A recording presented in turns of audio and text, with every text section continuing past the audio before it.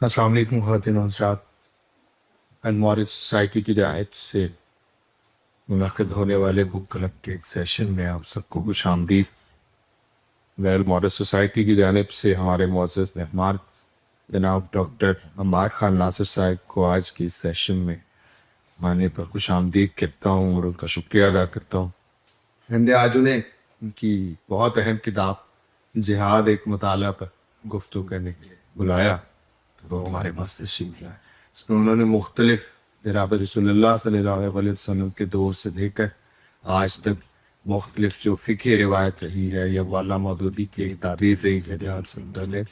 یا جناب رسول اللہ صلی اللہ علیہ وسلم کے دور میں اس معاملے کو کس طرح دیکھا جانا تھا اور صحابہ کرام کے دور میں کس طرح دیکھا جانا تھا، اسے تفصیل سے موضوع بحث بنائے۔ امید ہے کہ یہ سیشن بہت انٹرسٹنگ بھی ہونے والا ہے اور خاص سائل بھی ہونے والا ہے۔ آپ لوگ بھی تیار رہی۔ میں زیادہ دیر آپ لوگوں اور استاذ کی ممایت حائل نہیں رہوں اور استاذ سے گزارش کروں کہ وہ اپنی کتاب پہ گفتگو کا آغاز کر سکتے ہیں۔ اس کا ترتیب یوں نہیں ہے کہ آغاز کا کچھ حصہ استاذ اپنی کتاب پہ گفتگو کروائیں گے اور پھر اس کے بعد اپنے سامان رکھ سکتے۔ بہت شکریہ ایک بار پھر آپ سب کو خوش آمدید۔ بسم اللہ الرحمن الرحیم۔ بہت شکریہ اور کہ آپ نے اس فورم پر اس موضوع پر جو کچھ بھی مجھے پڑھنے سمجھنے کا موقع ملا اس کو آپ کے سامنے پیش کرنے کا موقع سے عنایت کیا ہے۔ اور یہ کتاب تو کافی پرانی ہو گئی ہے، میں شاید 2007 یا 2008 میں نے لکھنی شروع کی تھی اور 2013 میں چھپ گئی۔ تو یہ جو آج کی گفتگو ہے اس کو تھوڑا سا اس کتاب کے دائرے سے تھوڑا سا وسیع کر لوں گا، شاید اس کو دوبارہ لکھنے کا یا ریوائز کرنے کا موقع ملے تو اس کا سٹرکچر مختلف ہوگا۔ تو اس کتاب کا جو دائرہ ہے وہ تو ظاہر ہے یہی ہے کہ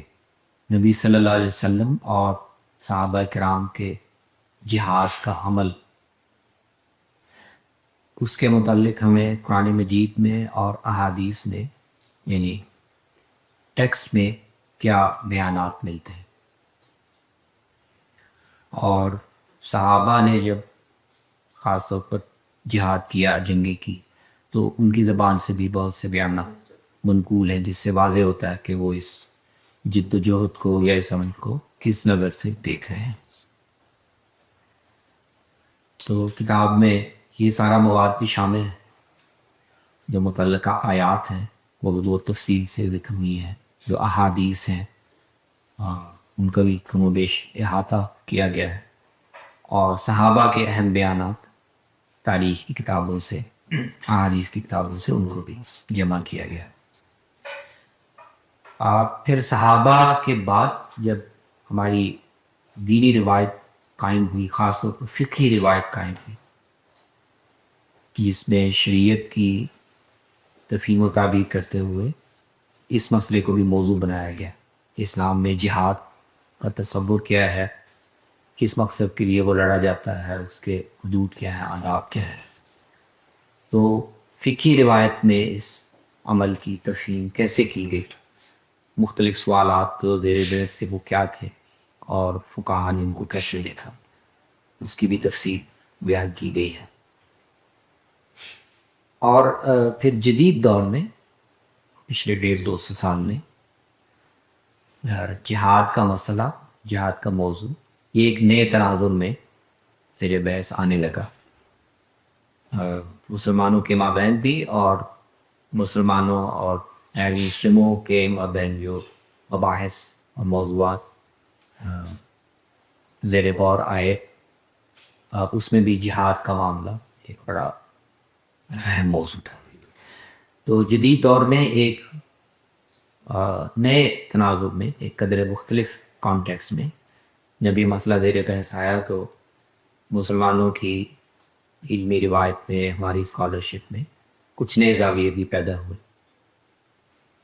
اس جہاد کے مسئلے کی تفہیم کے حوالے سے۔ ان میں بر صغیر میں ہی اگر ہم دیکھیں تو 2-3 تعبیرات پیدا ہوئیں۔ اس کے نمایاں ہے ان کے سر سید احمد خان نے اور ان کے اسکول آف تھاٹ نے تعبیر پیش کی۔ مولانا مودودی نے ایک جو روایتی تعبیر تھی جہاد کے بارے میں، اس کو ایک نئی شکل دی، نیا استدلال فراہم کیا، وہ ایک تعبیر تھی۔ پھر جاوید احمد نامدی صاحب نے اس پورے کانٹیکسٹ میں، اس پورے سیاق میں انہوں نے اس بحث کو ایک اور زاویے سے پیش کیا۔ تو کتاب میں یہ سارے مباحث بھی شامل تھے کہ جدید دور میں یہ مسئلہ یا یہ سوال کس حوالے سے میرے بحث آیا، کیا بنیادی سوالات پیدا ہوئے، اور ہمارے مختلف اہل علم نے مختلف زاویوں سے اس کو دیکھ کر اپنا جو ایک موقف طے کرنے کی کوشش کی، وہ کیا کیا تھے، ان کے استدلالات کیا تھے۔ تو یہ ساری گفتگو تو کتاب کے اندر موجود ہے، اس کا بھی میں آج خلاصہ انشاءاللہ تھوڑے وقت میں آپ کے سامنے پیش کروں گا۔ لیکن اس میں 1-2 زاویے جو کتاب چھپ جانے کے بعد آدمی کا اپنا غور و فکر جاری رہتا ہے، اس مسئلے کو دیکھنے کی جو ایک عمل ذہن میں ہوتا رہتا ہے وہ تو جاری رہتا ہے۔ تو میرا خیال ہے کہ اس میں 1-2 زاویے اور بھی اگر شامل کیے جائے تو یہ جو عمل 7ویں صدی میں جزیرہ عرب میں اور اس کے گرد و نواح کے علاقے میں جو ایک عمل ہوا، ایک نئی مذہبی اور سیاسی طاقت گزری اور اس نے تاریخ کے عمل کو ایک نئے رخ پر ڈال دیا۔ تو یہ عمل اس کو دیکھنے کا زاویہ صرف مسلمانوں کے ہماری دینی اور مذہبی روایت کے اندر ہی یہ موضوع بحث نہیں بنا، یہ دنیا کی جو دوسری قومیں ہیں، دوسری تہذیبیں ہیں، تاریخ کا مطالعہ کرنے والے جو دوسرے ذہن ہیں، ان کے ہاں بھی یہ زیر مطالعہ رہا ہے، پہلے بھی تھا اور اب بھی ہے۔ خاص طور پر جو اسلام سے پہلے کی دینی روایت تھی، یہودی اور مسیحی مذاہب کی شکل میں اہل کتاب کی روایت، اہل کتاب کی روایت میں بھی ان کے اہل علم کے ہاں بھی اس پورے عمل کا مطالعہ بھی ایک موضوع ہے، وہ بھی اس کو ایک خاص زاویے سے اس کی توجیہ کرنے یا اس کو سمجھنے کا ایک کام کرتے ہیں۔ ان کے یہاں بھی ایک انٹرپریٹیشن ہے اس عمل کی کہ یہ سارا کچھ کیا ہوا، کیسے ہوا، اس کے پیچھے خدا کی کیا اسکیم کام کر رہی ہے، تو ان کے ہاں بھی یہ عمل زیر غور ہے۔ تو اگر اس طرح سے ہم ان ساری زاویوں کو ملائیں کہ تاریخ کا مطالعہ کرنے والا ایک عام ذہن جس کی کوئی مذہبی ازمپشنز نہیں ہے یا کوئی مذہبی اس کے ذہن مفروضات نہیں ہے، وہ تاریخ کو ایک سیکولر نقطہ نظر سے دیکھتا ہے، تو اس میں کیسے اس عمل کو دیکھا جاتا ہے۔ پھر اسلام سے پہلے جو بنی اسرائیل میں یا سیدنا ابراہیم کی طرف نسبت کرنے والی مذہبی روایتیں تھیں، ان میں اس عمل کو کیسے دیکھا گیا اور دیکھا جاتا ہے۔ پھر جس جماعت نے بنی اسماعیل نے عمل انجام دیا، ان کے ہاں اس کو کیسے دیکھا گیا۔ تو ان کے بعد جو آنے والے مسلمان ہیں، ان کی فقہی روایت ہے، ہماری دینی روایت ہے، اس میں اس سارے عمل سے کیا چیزیں اخذ کی گئی اور اس سے ایک تصور کیا بنایا گیا۔ اور سب سے آخر میں یہ کہ جدید دور میں اب مسلمان بدلے ہوئے تاریخی ماحول میں اور جب اس مسئلے کو دیکھتے ہیں تو کیا مختلف نقطہ نظر اس میں پیدا ہو۔ تو ان 4-5 زاویوں سے میں تفصیل میں جائے بغیر صرف اختصار سے جو بھی میرے مطالعے میں چیزیں آئی ہیں وہ میں عرض کر دیتا ہوں، پھر آپ کے سوالات پہ انشاءاللہ لے لیے جائیں۔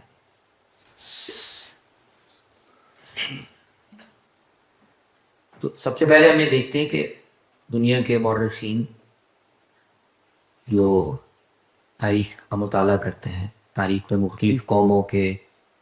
عروج اور زوال کو، مختلف تہذیبوں کے ظہور کو اور پھر ان کے ازمہلال کو دیکھتے ہیں، تو ان کے لیے تو تاریخ کے سٹیج پہ آپ دیکھیں تو یہ کوئی انوکھا یا کوئی منفرد واقعہ نہیں، تو پوری تاریخ میں تاریخ کے سٹیج پہ یہی عمل ہوا ہر جگہ. اس میں نہ کسی خطے کی تخصیص ہے نہ کسی دور کی تخصیص ہے، جو تاریخ میں محفوظ مواد ہے اس پہ آپ دیکھیں تو یہ عمل ہر جگہ ایسے ہی ہو رہا ہے. کوئی ایک طاقت ابھر رہی ہے، وہ کسی دوسری طاقت کو پسپا کر رہی ہے، شکست دے رہی ہے، اس کا پھر اپنا ایک عروج کا دور آتا ہے، پھر زوال کا دور آتا ہے. تو تاریخ میں جو ہے یہ عمل ہر جگہ ہو رہا. اس لحاظ سے اس میں 7ویں صدی میں جو کچھ ہوا تو یعنی تاریخ کے عام عمل سے بہت ہٹ کر کوئی چیز اس طرح سے نہیں ہو رہی. البتہ یہ ایک پہلو ضرور مورخین، غیر مسلم مورخین اس پہ ضرور ایک حیرانی کا اظہار ضرور کرتے ہیں کہ جتنے کم وقت میں اور جتنی جلدی عربوں کی جو ایک بدوی معاشرہ تھا اور اس کے پاس تمدن کے لحاظ سے بھی، فوجی طاقت کے لحاظ سے بھی، تہذیبی جو ایک ارتقاء ہوتا ہے اس لحاظ سے بھی وہ کوئی میچ نہیں تھے ان سلطنتوں کے جن کو انہوں نے تھوڑے سے عرصے میں فتح کر لیا تھا.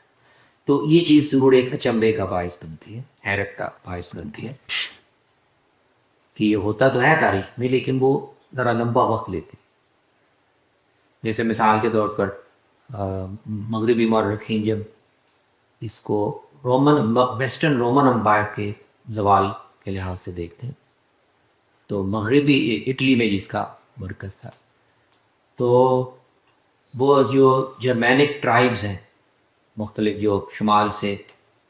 آتے رہے اور انہوں نے آخر کار 475 کے لگ بھگ ہم رومی سلطنت کو بالکل گرا دی. تو عمل ہوا ہے لیکن وہ 1.5-2 صدیوں تک عمل جاری رہا، ایک دم نہیں ہوا. وہ آتے رہے، بستے رہے، کچھ علاقے چھینتے رہے، کچھ رومن امپائروں کو اپنے اندر بھی شامل کرتی رہی. تو وہ وحشی قبیلوں کی ایک منظم سلطنت کے اندر انفلٹریشن کا عمل ہوا اور اس نے رفتہ رفتہ اس امپائر کو گرا دیا، لیکن وہ 150-200 سال میں ہی کمل ہوا. اس طرح باقی جگہوں پر بھی ہوتی. تو اس لحاظ سے تھوڑا سا ایک حیرت کی کیفیت نظر آتی ہے کہ یہاں جو کچھ ہوا وہ یہ تھا کہ چند سالوں میں، 1-2 عشروں میں عرب کے اندر یہ جو اونٹ چرانے والے اور ننگے پاؤں چلنے والے بدو تھے یہ اٹھے ابھرے اور انہوں نے ایک ہی وقت میں 15-20 سال کے عرصے میں 2 بڑی سلطنت، ایک کا تو بالکل صفایا کر دیا اور دوسری سلطنت کا بہت بڑا حصہ ان سے چھین لیا اور ان کی جگہ پر اپنی ایک سلطنت قائم کر دی. تو یہ تھوڑا سا تاریخ کے عام پیٹرن سے ہٹا ہوا ان کو محسوس ہوتا ہے اور وہ پھر اس کی توجیہات کرنے کی کوشش کرتے ہیں، تفہیم کی کوشش کرتے ہیں کہ ایسا کیوں ہوا. اور اس میں ایک چیز جو سیکولر ہسٹورینس کے ہاں ایک جو پیٹرن وہ تاریخ کے عمل میں دریافت کرتے ہیں اور یہاں پر بھی اس کی نشاندہی کرتی وہ یہ جس کا میں نے ذکر کیا کہ تاریخ میں عام طور پر یہ نظر آتا ہے کہ کسی علاقے میں، کسی خطے میں کوئی ایک سلطنت قائم ہوئی، ایک تہذیب منظم ہوئی، وہ اپنے عروج کو پہنچی، لیکن اس کے ارد گرد، اس کے کناروں پر، اس کے حدود سے باہر قریب میں کوئی ایسی قومیں، ایسی نسلیں موجود تھیں جو تہذیب سے بالکل آشنا نہیں تھی. وہ باربیرین فورسز تھی، تہذیب سے تو یہ تاریخ میں ہمیں بار بار یہ عمل نظر آتا ہے کہ ایک بنی ہوئی تہذیب کو، قائم کردہ تہذیب کو، اس کے ارد گرد آباد وحشی نسلیں، وحشی قومیں، وہ کوئی وقت ایسا آتا ہے کہ تہذیب ان کی جو بروٹ فورس ہے، ان کے اندر جو ایک وحشی پن ہے، اس کی تاب نہیں لا پاتی. تو تہذیب کو یہ کاٹیں پھر حملہ آور ہوتی ہیں اور اس تہذیب کو سوڑ کر رکھ دیتی ہیں. یہ ہمیں تاریخ میں بار بار رومن امپائر کے ساتھ یہ ہوا. مسلمانوں کے ساتھ منگول جب آئے تو انہوں نے تو خیر نہ صرف مسلمانوں کی سلطنت کے ساتھ بلکہ چائنا کے ساتھ اور یورپین جو علاقے کے وہاں ہر جگہ میں نہیں رہی. تو لیکن جو مورخین ہیں وہ عرب فتوحات کو بھی اسی نوعیت کی ایک چیز شمار کرتے کہ یہ جو علاقہ ہے یہ صدیوں تک ان کے ارد گرد عراق میں، ایران میں، مصر میں، شام کے علاقے میں، ترکی کے علاقے میں مختلف سلطنتیں، مختلف تہذیبیں ابھرتی رہیں، گرتی رہیں، ایک دوسرے کی جگہ لیتی رہیں. لیکن یہ جو علاقہ ہے یہ بڑی حد تک اس آنے سے باہر کا، یہاں پر تہذیب اس طرح سے جگہ کے لیے اپنی جڑیں نہیں بنا سکی. لیکن یہاں پر تو یہ گویا وہی علاقہ تھا جہاں پر غیر متمدن عنصر، ایک انسانی عنصر، ایسی قوم موجود تھی. تو اس نے پھر تاریخ میں خاص وقت پر اپنی قوت کو اور اپنے جو بھی اس کے اندر ایک پوٹینشیل تھا اس کا اظہار کیا، اور اس کی بدولت ان مہذب قوموں پر یا تہذیبی علاقوں پر قابض ہونے میں کامیاب ہو. تو عام جو مورخین ہیں جو تاریخ کو دیکھتے ہوئے کچھ خاص مذہبی کوئی بیک گراؤنڈ نہیں رکھتے یا ان کے سامنے کوئی مذہبی سوالات نہیں ہیں، تو ان کے یہاں تقریباً اس طرح کا ایک ہمیں زاویہ نظر ملتا ہے کہ اصولی طور پر یہ تاریخ کا ایک معمول کا عمل ہے. اس میں غیر متمدن قوموں کا مہذب اور متمدن قوموں پر غالب آ جانا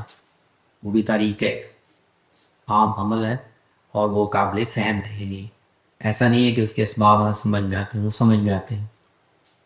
کہ تہذیب جب عروج پہ پہنچی ہے تو اس کے اندر کمزوری کے پہلو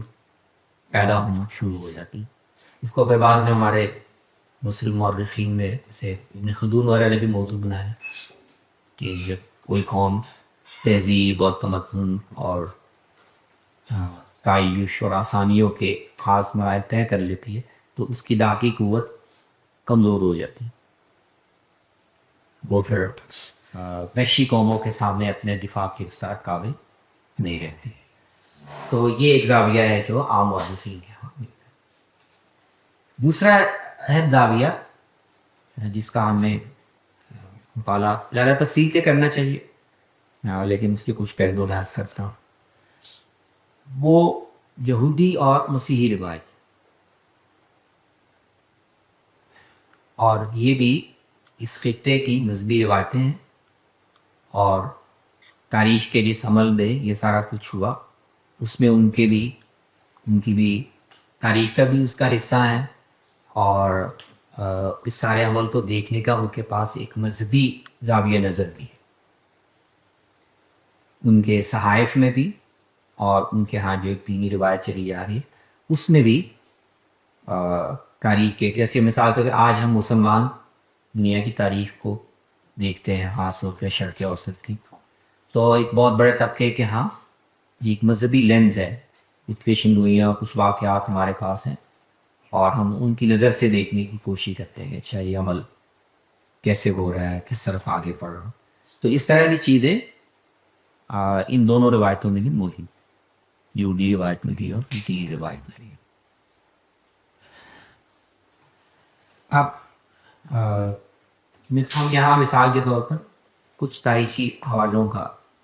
ذکر کر دیتے ہیں جس سے ہمیں ان کا اندازہ ہو جائے کہ ان دونوں مذہبی روایتوں میں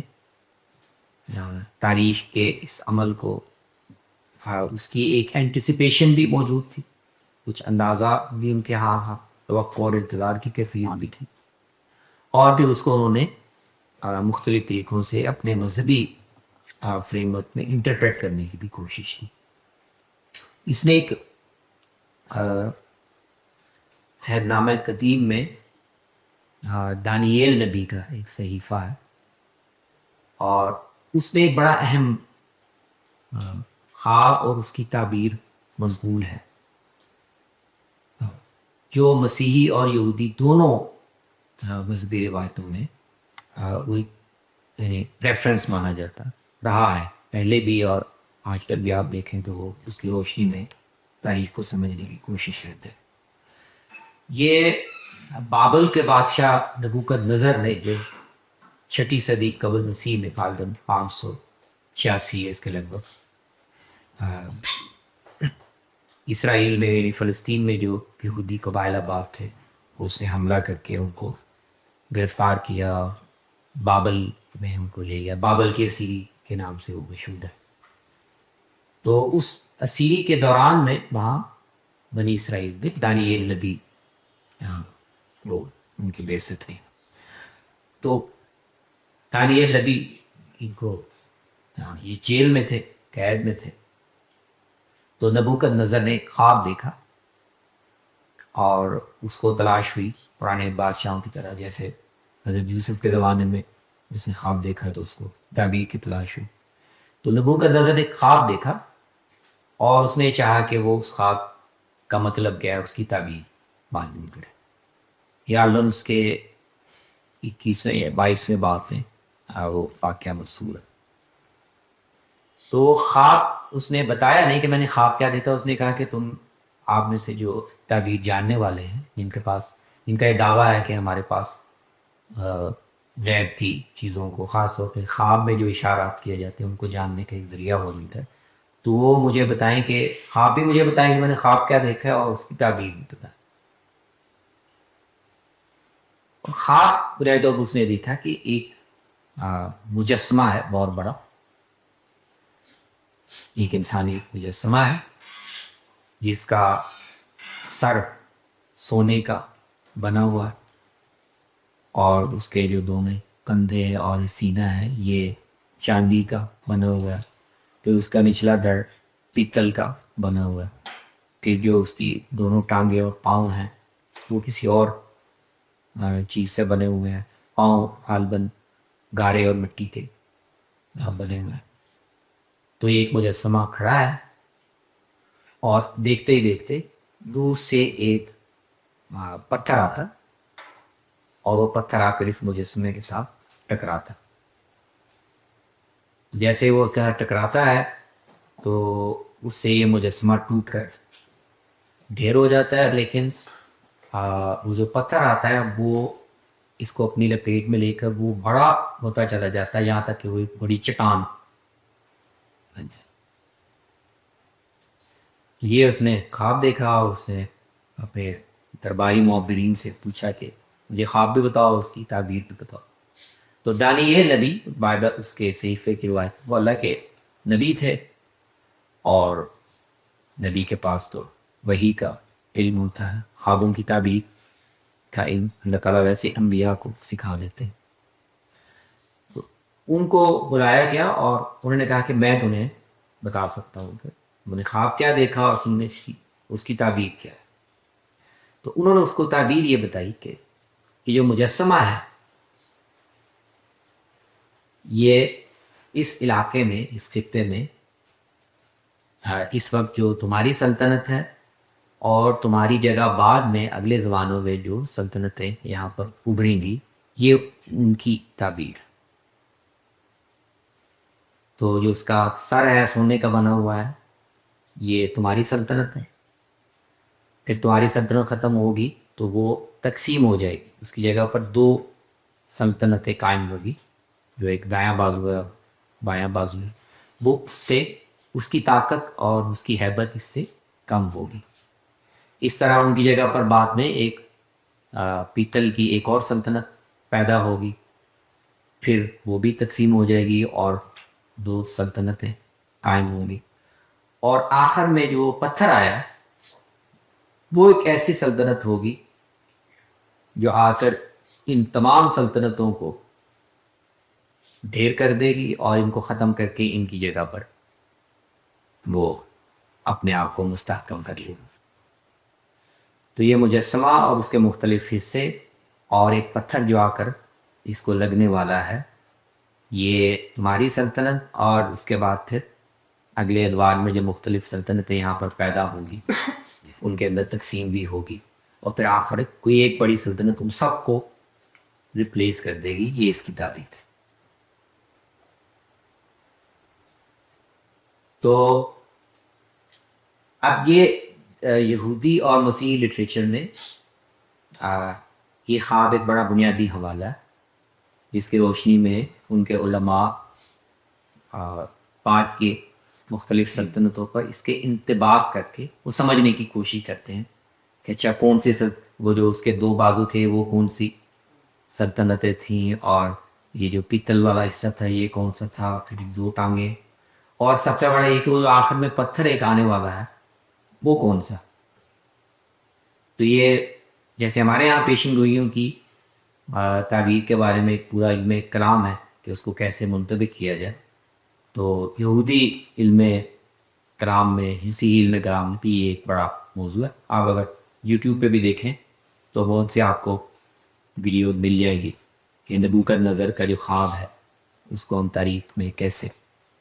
دیکھ سکتے. اچھا، لیکن یہ گفتگو تو چلی آ رہی تھی.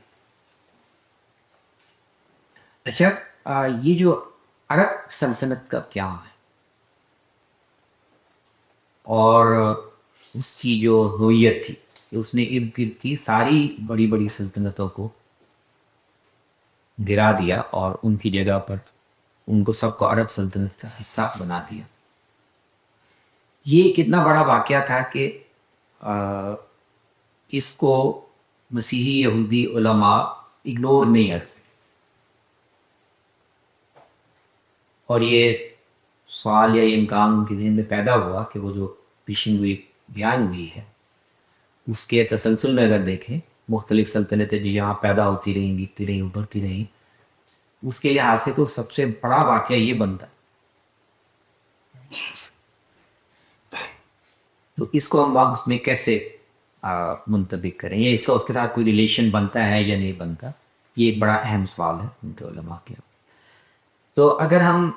اسلامی لٹریچر کو دیکھیں، یعنی ہمارے عرب مورخین نے، محدثین نے رسول اللہ صلی اللہ علیہ وسلم کے عہد میں اس مسئلے پر جو مکالمے ہو رہے تھے، جو باتیں ہو رہی تھیں، یہودی اور مسیحی علماء کے بیانات تھے، جو ہمارے مورخین نے چیزیں محفوظ کی ہیں، اس میں تو ایسا لگتا ہے کہ بہت سے یہودی علماء، مسیحی علماء، خاص طور پہ جنہوں نے اسلام قبول کر لیا، تو وہ اس خواب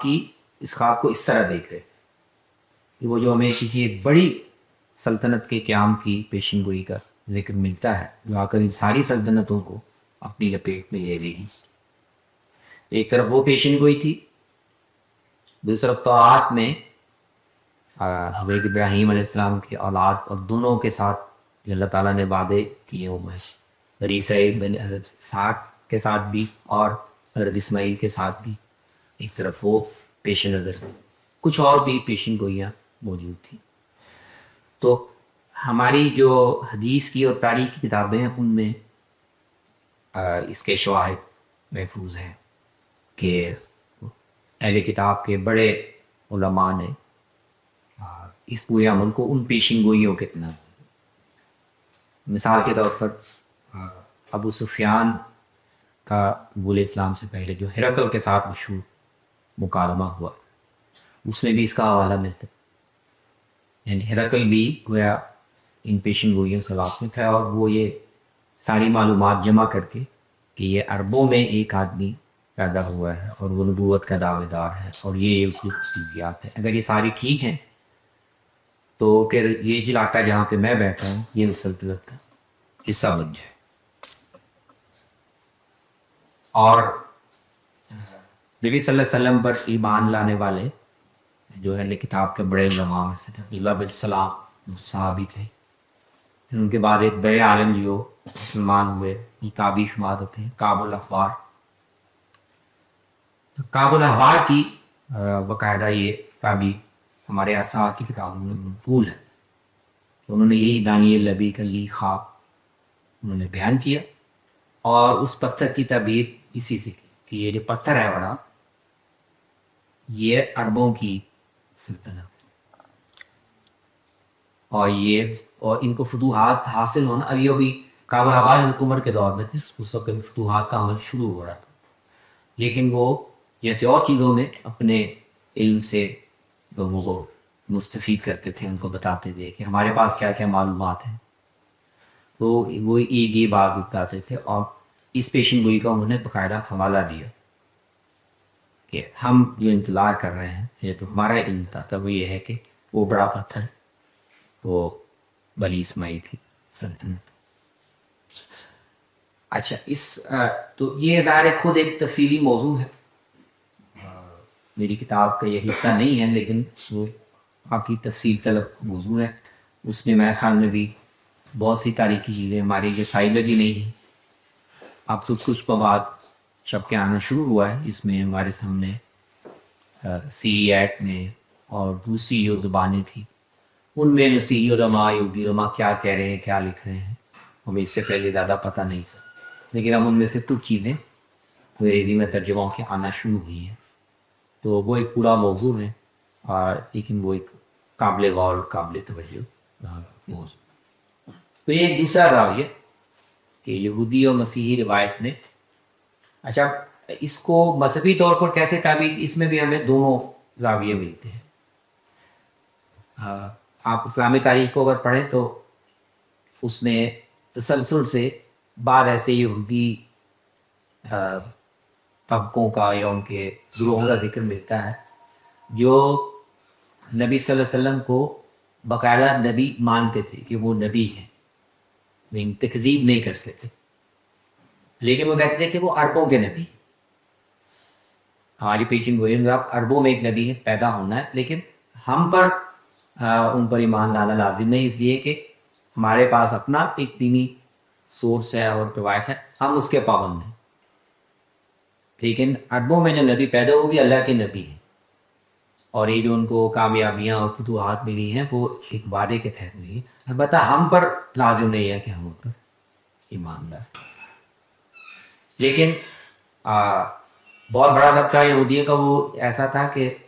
وہ کہتا تھا کہ یہ پیشین گوئی تو جیسے موسیٰ بن میمون ان کے بڑے پورے وسطی کے بہت بڑے علماء میں سے ایک ہے. وہ صحابی ایوبی کے طبیب بھی تھے، طبیب بھی بہت فائقہ تھے، لیکن یہودی روایت میں ان کا درجہ شاید ہمارے بہت سے بڑے بڑے ائمہ سے بھی زیادہ مانا جاتا ہے. تو ابو لہب نبی صلی اللہ علیہ وسلم کو نبی نہیں تسلیم کرتے، لیکن وہ اس پیشن گوئی کا انطباق عرب سلطنت پہ کرتے ہیں، کہتے وہ مراد یہی ہیں. لیکن اس سے یہ لازم نہیں آتا کہ یہ سچے نبی بھی. تاریخ میں جیسے اور پہلے سلطنتیں آئیں پیدا ہوئیں تو وہ تکمیلی طور پر مختلف قوموں کو اٹھانا ابھارنا اور یہ عمل ہوتا رہتا ہے. لیکن اس سے یہ ثابت نہیں ہوتا کہ مسلمان جو ہے سچے دین کے پیروکار ہے. ہاں یہ بات ٹھیک ہے، وہ جو پیشن گوئی کے مطابق جس قوت کے یا جس سلطنت کے ظہور کا ذکر ہوا ہے وہ یہی عربوں کی سلطنت. تو یعنی اس سے دینی نتیجہ نکالنے کا رجحان، اس میں رجحانات اختلاف ہے. لیکن جو دلچسپی کا پہلو ہے وہ یہ ہے کہ یہودی روایت میں بھی اور مسیحی روایت میں بھی اس پورے عمل کو دیکھنے کا ایک مذہبی زاویہ. تیسرے نمبر پر ہم دیکھ سکتے ہیں کہ خود جن لوگوں نے یہ عمل انجام دیا، صحابہ، اور جن ماخذ یا مصادر کی وشی میں اور ان کی بنیاد پر یہ انجام لیا، ان میں اس سب کو کیسے بیان کیا گیا. تو قرآن مجید میں اور نبی صلی اللہ علیہ وسلم کی احادیث میں اور صحابہ کے بیانات میں اس پورے عمل کو کیسے دیکھا گیا. تو اس میں ہمیں دو تین پہلو جتنے بھی نصوص ہیں، آیات، حدیث، صحابہ، ان سب کو ہم جمع کریں تو دو تین پہلو بہت نمایاں ہو کر سامنے آتے ہیں۔ ایک پہلو جو سامنے آتا ہے کہ قرآن بھی اس کا بار بار ذکر کرتا ہے، احادیث میں بھی اس کا ذکر ہے کہ اللہ تعالیٰ نے یہ جو اس نبی مبعوث کیا ہے اور اس قوم کے اندر مبعوث کیا ہے، تو یہ خاص مقصد ہے اس کا، اور ایک خاص ہدف ہے جس کو پورا کرنا یا اس تک پہنچنا، یہ اللہ تعالیٰ کے پیش نظر ہے، اور اللہ تعالیٰ کی طرف سے یہ وعدہ اور ضمانت بھی ہے کہ وہ ہو کر رہے۔ تو ایک اس چیز کا ہمیں بار بار ذکر ہے کہ اللہ تعالیٰ نے یہ نبی امیوں میں بھیجا اور اسے یہ بھیجا ہے کہ اس کو دین سارے باقی دینوں پر غالب کر دے، اور یہ جو رسول اللہ پر ایمان نہ لیے ان کے ساتھ بھی اللہ کا وعدہ ہے کہ وہ ثابت قدم رہیں گے اور رسول کا ساتھ دیتے رہیں گے، تو ان کو اس سرزمین پر وہ اقتدار دے گا جیسے اس سے پہلے قوموں کو اقتدار دیتا ہے۔ اور اس کے لیے وہ اگر انتقال کر رہے ہیں، جہاد کر رہے ہیں، اپنی جان و مال کی قربانی پیش کر رہے ہیں، تو یہ اللہ کے دیے ہوئے مشن کو پورا کرنے کے لیے ان کا اللہ کے ساتھ لین دین ہے۔ تو ایک تو یہ نوعیت ہمارے دینی نصوص بہت وضاحت سے بیان کرتا ہے۔ دوسرا اس میں جو پہلو بیان تھا وہ یہ بھی ہے کہ اللہ نے اگر اس قوم کو اپنا دین دیا ہے اور یہ ذمہ داری دی ہے کہ وہ پہلے تو خود پیغمبر پر ایمان لائیں اور پھر پیغمبر کی رہنمائی میں اور اس کی دی ہوئی تعلیم کی روشنی میں اس حق کو دنیا کی دوسری لوگوں تک بھی پہنچائیں، دوسری قوموں پر بھی اس کو یہ حق کی شہادت شہداء علی الناس کی ذمہ داری ہے پوری کرے۔ تو ایک یہ ذمہ داری ہے، اور اس ذمہ داری کے ساتھ اللہ تعالیٰ نے یہ وعدہ اس کے ساتھ وابستہ کیا ہے کہ پھر ان کو زمینی اقتدار بھی ملے گا، زمین میں جو دولت اور وسائل ہیں وہ بھی ملیں گے، اور اللہ تعالیٰ کی طرف سے نصرت اور تائید حاصل ہوگی۔ اور تو پیشین گوئیوں کے انداز میں یہ بتایا گیا ہے کہ یہ سارے علاقے یہ تم ادا کرو گے،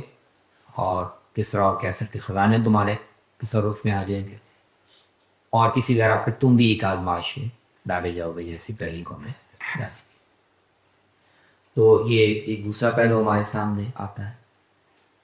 اور تیسرا پہلو یہ بھی سامنے آتا ہے کہ جو لوگ پیغمبر کا انکار کر رہے ہیں یا ایمان لانے سے گریز کر رہے ہیں، ان کا خدا مواخذہ اور محاسبہ بھی کرے۔ تو اللہ تعالیٰ اپنے اس پیغمبر کو بھیجنے کے بعد، مبعوث کرنے کے بعد، اب جو لوگ دیکھ لینے کے بعد اور اس کی نشانیوں کو اپنی آنکھوں سے دیکھ لینے کے بعد انکار کرتے ہیں، وہ خدا کی نظر میں مجرم ہیں۔ تو اللہ تعالیٰ ان کو انہی کے ذریعے سے، انہی کے ہاتھوں سے، انہی کے تباہوں کے ذریعے سے ان لوگوں کو اللہ سزا بھی دینا چاہتا ہے۔ تو یہ دو تین پہلو ہیں جو ہمیں آیات سے، احادیث سے، صحابہ کے بیانات سے بہت وضاحت سے ہمارے سامنے آتے ہیں کہ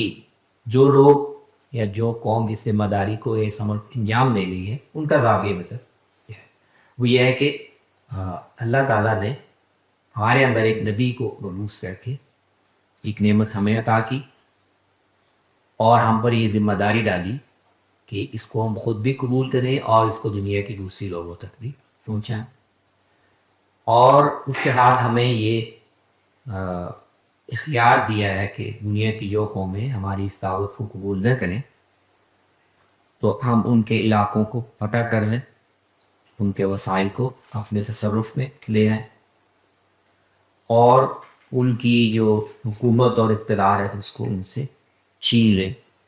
اور اللہ کے دین کی حاکمیت، اللہ کے دین کی حکومت اور اللہ کے دین کا غلبہ ان کا قائم کرتے۔ اور یہ جو کہ ہم اللہ تعالیٰ کے دی ہوئی ذمہ داری کے تحت کر رہے ہیں، اور اس کی طرف سے ہمیں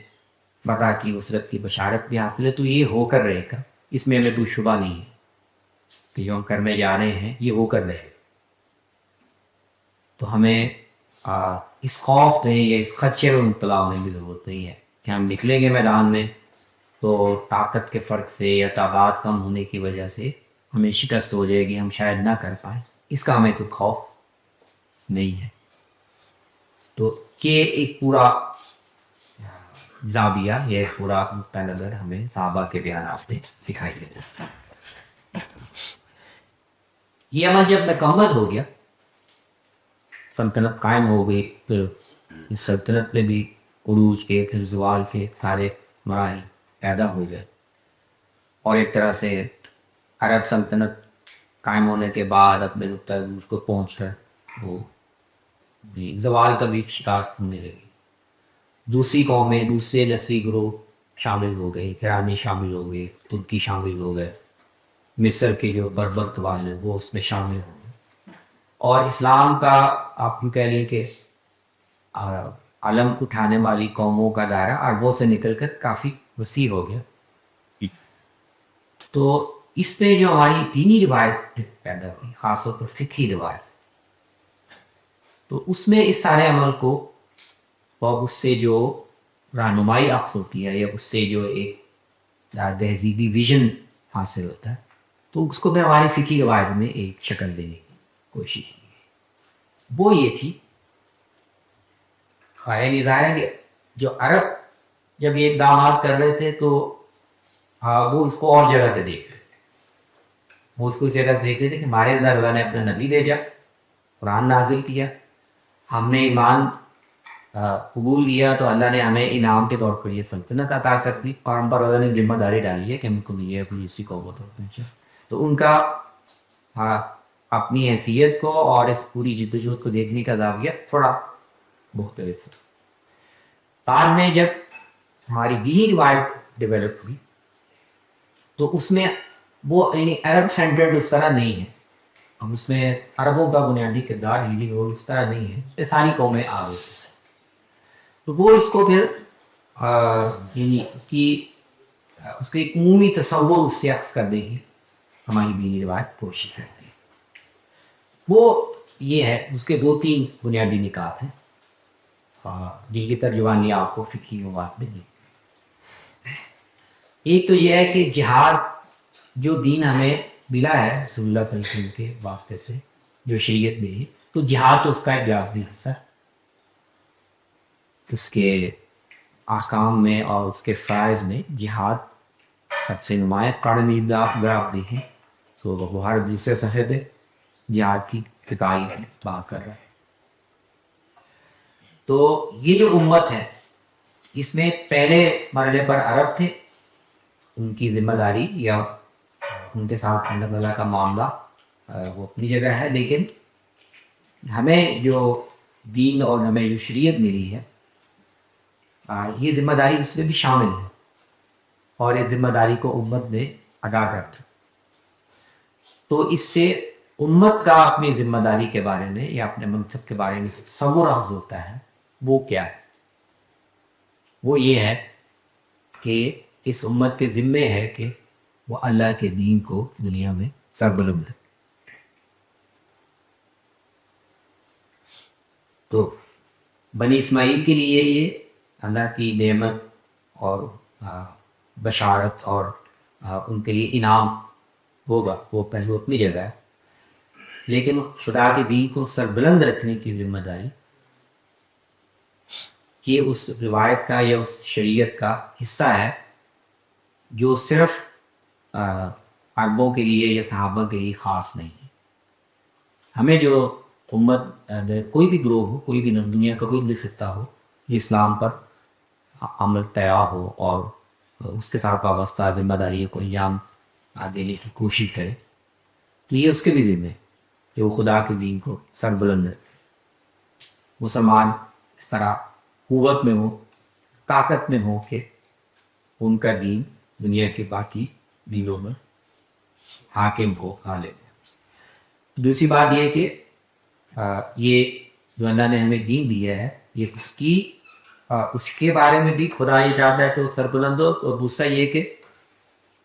اس امت کی جو ذمہ داری ہے امر بالمعروف اور نہی عن المنکر کی، کہ وہ اس دین کو دنیا کے دوسرے لوگوں تک پہنچائے، تو اس میں جہاد و قتال کے ذریعے سے اسلام کی مسلمانوں کی بالادستی قائم کرنا، یہ اس کا بھی ایک ذریعہ ہے۔ تو ہم دین میں جبر نہیں کریں گے، ہم لوگوں کو زبردستی اسلام میں داخل نہیں کریں گے، لیکن جہاد کے ذریعے سے جب ہم مسلمانوں کی حکومت و اقتدار قائم کریں گے، تو اس ماحول میں غیر مسلموں کو، کفار کو جب اسلام سے واقف ہونے کا، اس کی تعلیمات کو جاننے کا موقع ملے گا، تو اس سے ان کے اندر زیادہ آمادگی پیدا ہوگی اور اسلام کو ایک مثبت پہلو سے دیکھیں، اس کے محاسن کو جانیں، اور ان کے یہاں رغبت پیدا ہو تو اسلام تو یہ امر بالمعروف اور نہی عن المنکر کی ذمہ داری کو انجام دینے کے لیے بھی ایک ذریعہ ہے۔ اور ایک تیسرا پہلو بھی ہمارے فقہا اس میں شامل کرتے ہیں کہ جہاد کے لیے مسلمانوں کو ان کی سلطنت کو ہمیشہ کیوں تیار رہنا چاہیے، کبھی اس سے غافل نہیں ہونا چاہیے۔ وہ اس لیے کہ اگر مسلمان اس ذمہ داری سے غافل ہو جائیں گے تو ان کے ارد گرد جو سلطنتیں اور قوتیں جو اسلام کا یقین نہیں رکھتی، اور اسلام ان مختلف قوتوں کو شکست دے کر، ان کو پسپا کر کے دنیا میں ظہور پذیر ہوا، تو وہ پھر دوبارہ غالب آ سکتے ہیں، کیونکہ اس کی کوئی ضمانت نہیں ہے، اس کی کوئی گارنٹی موجود نہیں ہے کہ دنیا کی کافر قوموں نے، غیر مسلم قوموں نے اسلام کو یا اس کی دعوت کو یا اس کے وجود کو قبول کر لیا۔ تو یہ کشمکش جو ہے وہ ہمیشہ جاری رہے گی، تو مسلمانوں کو کفار کے غلبے سے اور ان کی طرف سے ہمیں دین کے معاملے میں ایسی صورتحال کا سامنا نہ ہو کہ ہم اپنے دین پر عمل نہ کریں، اس سے بچنے کے لیے بھی ہمیں ہمیشہ جہاد کے لیے تیار رہنا چاہیے، اور اس سے کبھی غافل نہیں ہونا چاہیے۔ تو یہ دو تین پہلو ہیں جو ہمیں اپنی دینی روایت سے ملتے ہیں، کہ جہاد کے عمل کو جاری رکھنا اور اس کے لیے اس ذمہ داری کو ہمیشہ انجام دیتے رہنا، یہی لحاظ سے۔ اب ہم آخر میں آ جاتے ہیں جدید دور پہ جو سوالات پیدا ہوتے ہیں۔ تو جدید دور میں جب مسلمانوں کی جتنی بڑی بڑی سلطنتیں تھیں وہ ختم ہو گئی، اور خاص طور پہ ہندوستان جیسے معاشرے میں جب جو استعماری طاقت ہے وہ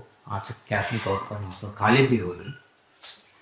تو جو مذہبی بحثیں اٹھائی گئی، خاص طور پر مسیحی مشنریز کی طرف سے، یہ ویسے تو مسیحی جو علم کلام ہے اس میں اسلام پر یہ اعتراض بہت پرانا ہے، بہت ابتدا سے ہی مسیحی علماء کی طرف سے یا ان کے جو مناظرین ان کی طرف سے اسلام کی تعلیمات پر جو مختلف اعتراضات کیے جاتے، تو ان میں سے ایک بڑا اعتراض یہ ہے کہ آپ لوگ تو تلوار کے ذریعے سے اور طاقت کے ذریعے سے اپنے مذہب کو پھیلاتے ہیں، یہ ان کا اخلاقی اعتراض، ایسا یہ ٹھیک نہیں ہے۔ تو وہی اعتراض جب ہندوستان میں اور باقی جگہوں پہ ایسے ہی ہوگا، جب ان کے مشنریز آئے اور انہوں نے اس کو باقاعدہ ہدف بنایا کہ ہمیں ہندوستان میں مسیحیت کی اشاعت کرنی ہے، تو انہوں نے اسلام پر مسیحی مذہب کی برتری ثابت کرنے کے لیے، اور اسلام جو ہے وہ اخلاقی طور پر ایک قابل اعتراض مذہب ہے، اس کا جب ایک پورا اپنا نیریٹو تشکیل دیا، تو اس نے ایک بڑا عنوان یہ لکھا، اسلام تو دنیا میں تلوار کے ذریعے سے ہے۔ تو یہ جو ماحول تھا، اس میں پھر مسلمان اہل علم دوبارہ اس سوال کی طرف متوجہ ہوئے، لیکن اب ایک اعتراض کا جواب دینے کے لیے متوجہ ہوئے، اور تین بڑی تعبیریں اس میں پیدا ہوئی۔ جو ہماری فقہ کی، ہماری دینی روایت کی روایتی تعبیر چلی آ رہی تھی، وہ تو پیدا موجود تھی، لیکن اس اعتراض کو ایڈریس کرنے کے لیے یا اس کو کاؤنٹر کرنے کے لیے جو کچھ نئے زاویے ہمارے یہاں پیدا ہوئے وہ بنیادی طور پر 3 زاویے تھے. میں ان کا اختصار سے ذکر کر کے پھر میں اپنی گفتگو کو مکمل کر لیتا ہوں، پھر آپ سوالات کو شامل کیا. تو ایک نقطہ نظر تو یہ ہمارے یہاں پیدا ہوا اور اس کے بہت سے ترجمان اور نمایاں ترجمان پیدا ہوئے. وہ نقطہ نظر بھی ہے، بالکل ختم نہیں ہوا. وہ یہ تھا کہ یہ جو اسلام میں جہاد کے تصور کے بارے میں ایک تعبیر ہے جو ہماری روایت میں چلی آ رہی ہے اور کس کی بنیاد پر غیر مسلم معترضین اعتراض کرتے ہیں، یہ قرآن اور حدیث کی صحیح ریڈنگ نہیں ہے. یہ مسلمانوں نے ایک تصور بنا لیا تاریخی اسباب سے، لیکن اس کی تائید قرآن مجید سے اور احادیث سے نہیں ہوتی اگر ہم اس کو صحیح لانگے سے پڑھیں. تو اسلام جو ہے وہ تو جس صورت میں تلوار اٹھانے کا قائل ہے یا جنگ کا قائل ہے، اس پر تو اخلاقی طور پر وہ دنیا کا ایک مسلمہ اخلاقی اصول ہے کہ آپ اپنے دفاع کے لیے، اپنے تحفظ کے لیے تلوار اٹھا سکتے ہیں، اس پر کوئی اعتراض نہیں کرتے. تو اسلام میں بھی بنیادی طور پر اسی کے لیے جہاد کو مشروع کیا، اور رسول اللہ صلی اللہ علیہ وسلم نے بھی جو جنگیں لڑی وہ بنیادی طور پر اسی پس منظر میں لڑی کہ اس میں ابتدا مسلمانوں کی طرف سے نہیں ہوئی. مسلمان تو مظلوم تھے، ان کو مکے میں رہنے نہیں دیا گیا، ان کو مکے سے نکال دیا گیا. جب مسلمان مدینہ آ گئے تو بھی لشکر پیچھے آتے رہے، کبھی بدر میں، کبھی احد میں، کبھی خندق میں. تو قرآن نے تو اس سچویشن میں مسلمانوں کو قتال کی اجازت دی تھی کہ یہ کافر تمہیں، یہ مشرک تمہیں زندہ نہیں رہنے دیں گے جب تک کہ تم اپنے دین کو چھوڑ کر واپس ان کے دین پر نہ چلے جاؤ. تو ان کی اگریشن کے جواب میں اپنے تحفظ کے لیے تمہیں تلوار اٹھانے کی اجازت. تو یہ ایک نقطہ نظر ہے، اور اس کی ترجمانی آپ کو سر سید احمد خان نے جو لکھے خطبات اس میں ملے گی. پھر مولوی چراغ علی ایک بڑے عالم تھے، انہوں نے پوری کتاب لکھی تحقیق الجہاد کے نام 500-600 صفحے کی، اس میں بھی یہ ملے گی، اور بہت سے مصنفین نے اس کو بیان کیا. خلاصہ اس کا یہ تھا کہ اسلام صرف دفاع اور تحفظ کے لیے اجازت دیتا ہے. تو دینی لحاظ سے اتنی بات ہے اور یہ قابل اعتراض نہیں ہے. ہاں، آپ بعد میں مسلمانوں کی تاریخ میں کیا اقدامات کیے گئے یا ان کا جواز کتنا، اس کے آپ بات کر سکتے ہیں، لیکن اسلام کی جو کور تعلیم ہے، بنیادی تعلیم ہے، وہ ایک نقطہ نظر ہمارے یہاں یہ سامنے آیا. بہرحال ان کو اس نقطہ نظر میں جانا مشکل جو ان کو پیش ہے کہ وہ رسول اللہ صلی اللہ علیہ وسلم کے دور میں جو جنگیں ہوئیں تو ان میں سے زیادہ تر جنگوں کی تو اس نقطہ نظر سے آپ تعبیر کر سکتے ہیں، ساری جنگوں کی پھر بھی نہیں ہوتی. لیکن زیادہ مشکل جو نظر آپ کو پیش آئی وہ صحابہ کے جنگوں کے حوالے سے، کیونکہ وہ تو جزیرہ عرب سے باہر نکل رہے تھے، وہ دوسرے علاقوں کو جا کر فتح کر رہے. تو اس کو کیسے تفہیم کی جائے، زیادہ مشکل نظر آپ کو اس میں پیش ہے. اور اس میں پھر مختلف طرح کی باتیں، مثلا بعد میں کہا کہ وہ اصل میں جیسے امریکہ آج کل پری ایمپٹیو اسٹرائک کر دیتا ہے، تو مسلمانوں کو خطرہ تھا کہ اگر ہم آگے نہ بڑھے تو یہ طاقتیں ہم پر حملہ ہو جائیں. رومیوں کے بارے میں شواہد بھی ہیں کہ وہ تیاری کر رہے تھے. تو یہ اصل میں مسلمانوں نے آج یہ نہ کرتے تو ان کی طرف سے حملہ ہو جاتا، تو مسلمانوں نے اس کو بھانپتے ہوئے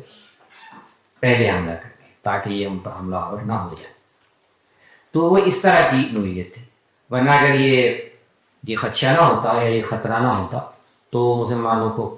جزیرہ عرب سے باہر نکلنے کی کوئی خاص ضرورت نہیں تھی. کچھ دوسرے علماء نے کہا کہ نہیں، اصل میں مسلمانوں پر جو ذمہ داری عائد کی گئی تھی کہ وہ اس دین کو لوگوں تک پہنچائیں. تو مشکل اس میں یہ تھی کہ جو بھی سلطنتیں تھیں یہ اپنے علاقوں میں اسلام کی پرامن دعوت اور تبلیغ کی اجازت نہیں تھی. یعنی اگر مسلمان جو مبلغین بھیجنا چاہتے ہیں کہ ہمارے پاس اللہ کا دین ہے، ہم تمہارے علاقے میں اس کی دعوت دینا چاہتے ہیں لوگوں کو، تاکہ جو لوگ قبول کرنا چاہیں تو اس کی اجازت نہیں تھی. تو بنیادی محرک یہ تھا کہ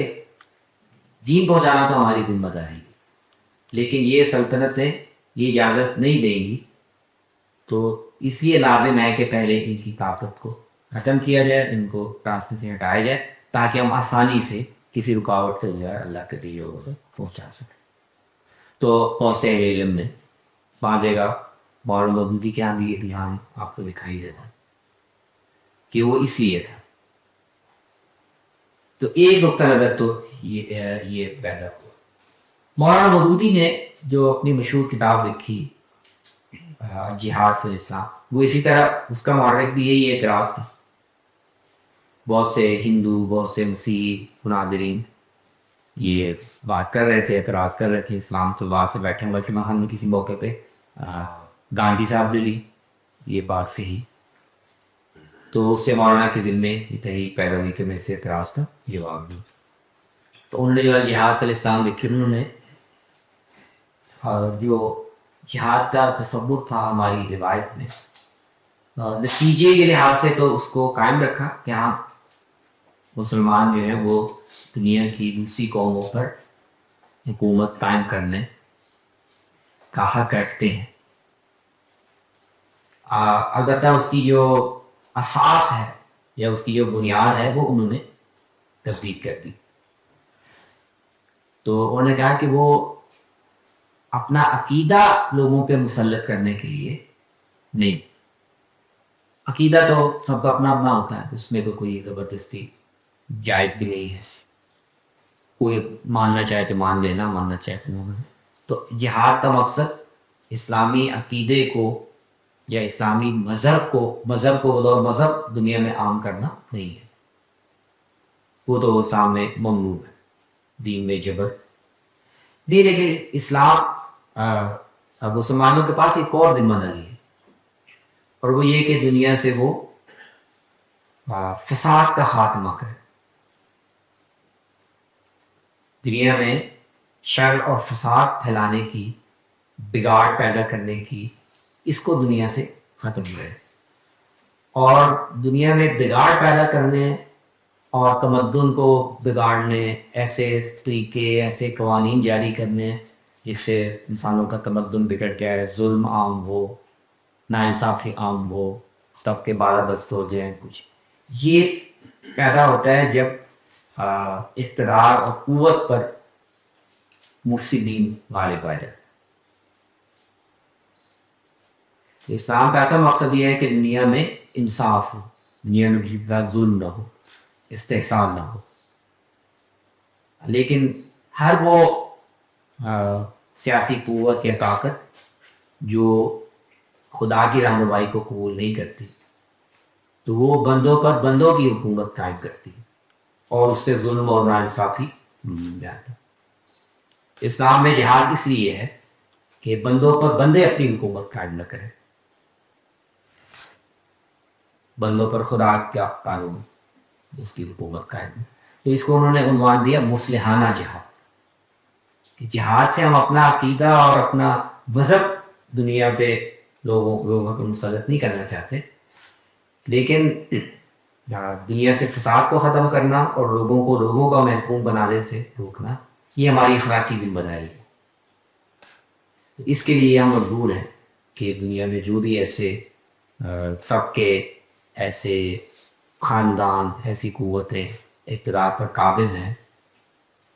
جس سے ظلم و استحصال ہے، ان کو ختم کر دیں تاکہ عدل و انصاف کا انتظام دنیا میں قائم ہو جائے. تو مولانا نے تھوڑی سی یعنی تعبیر تبدیلی کے ساتھ اس موقف کو، روایتی اور کلاسیکی موقف کو انہوں نے پیش کیا. اس گفتگو میں سیاق میں پھر تیسری اہم تعبیر وہ حامدی صاحب کے یہاں سامنے آتی ہے. قائم طور پر تو اسی جو ہماری روایت میں سوال چلا آ رہا ہے اور پھر جدید دور میں اس مسئلے کو جس طرح سے مختلف لوگوں نے ایڈریس کرنے کی کوشش کی اسی سیاق میں انہوں نے بھی جہاز کے مسئلے کو تعبیر بنایا. حامدی صاحب کے یہاں اس کی تعبیر اس طرح بنتی ہے.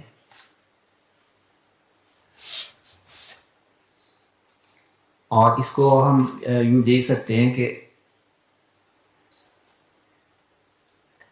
کہ وہ رسول اللہ صلی اللہ علیہ وسلم اور آپ پر ایمان لانے والی جو صحابہ کی جماعت تھی وہ ان کی ایک خصوصی حیثیت اور ان کو دی گئی ایک خاص ذمہ داری کے ساتھ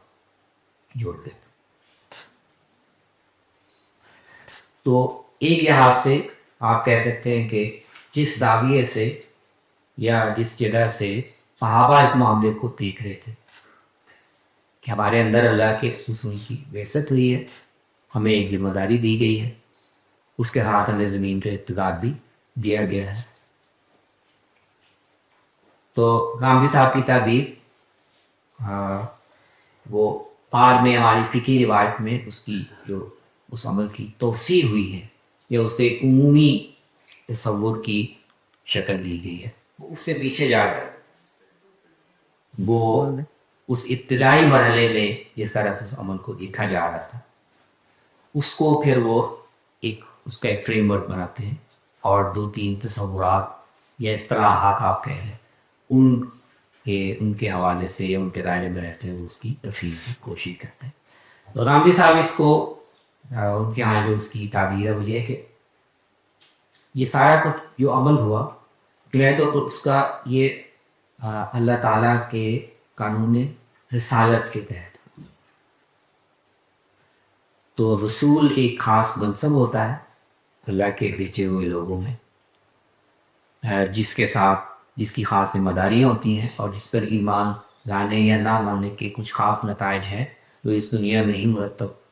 ہو جایا کرتے ہیں.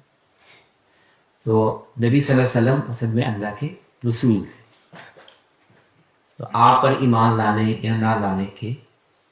کچھ نتائج تھے جو اللہ کے قانون کے تحت لازماً مرتب ہوں گے. اس کو قیامت پر تک مؤخر نہیں کیا گیا. اس قانون رسالت کے تحت یہ لازم تھا کہ آپ کی بعثت اس قوم میں ہوئی اور ان کو آپ نے ان پر حق واضح کر رہے کہ جو بھی مختلف فراہم تھے اللہ تعالیٰ کی رہنمائی میں جائیں میں وہ مکمل ہوئے. تو وہ سارے مراحل مکمل ہونے کے بعد یہ ناگزیر تھا کہ وہ یا تو رسول اللہ صلی اللہ علیہ وسلم پر ایمان لائیں, آپ کی دعوت کو قبول کریں, اور اگر نہ لائیں تو اس پر ایک نتیجہ مرتب ہوگا. تو وہ نتیجہ بہت سے رسولوں میں پچھلے رسولوں میں کسی آسمانی عذاب یا کسی ہلاکت کی صورت میں مرتب ہوتا تھا. لیکن بعض رسولوں کی اس کا ظہور اس شکل میں ہوا کہ اگر پیغمبر کو نہ ماننے والے, اس کا انکار کرنے والی قومیں, ان پر جنگ کی صورت میں یا قتال کی صورت میں ایک عذاب مسلط کیا جائے. تو رسول اللہ صلی اللہ علیہ وسلم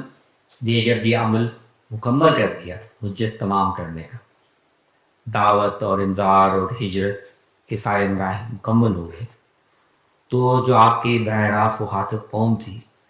اس کے لیے پھر اللہ کے اس قانون کے مطابق کوئی گنجائش نہیں تھی کہ وہ ایمان لانے یا نہ لانے میں سے انتخاب کرے. اس کے لیے لازم تھا کہ وہ ایمان کرے, اور نہ کرے تو پھر مسلمانوں کو اختیار دیا گیا کہ وہ ان کو اپنی تلواروں سے جانے نصیب کرے.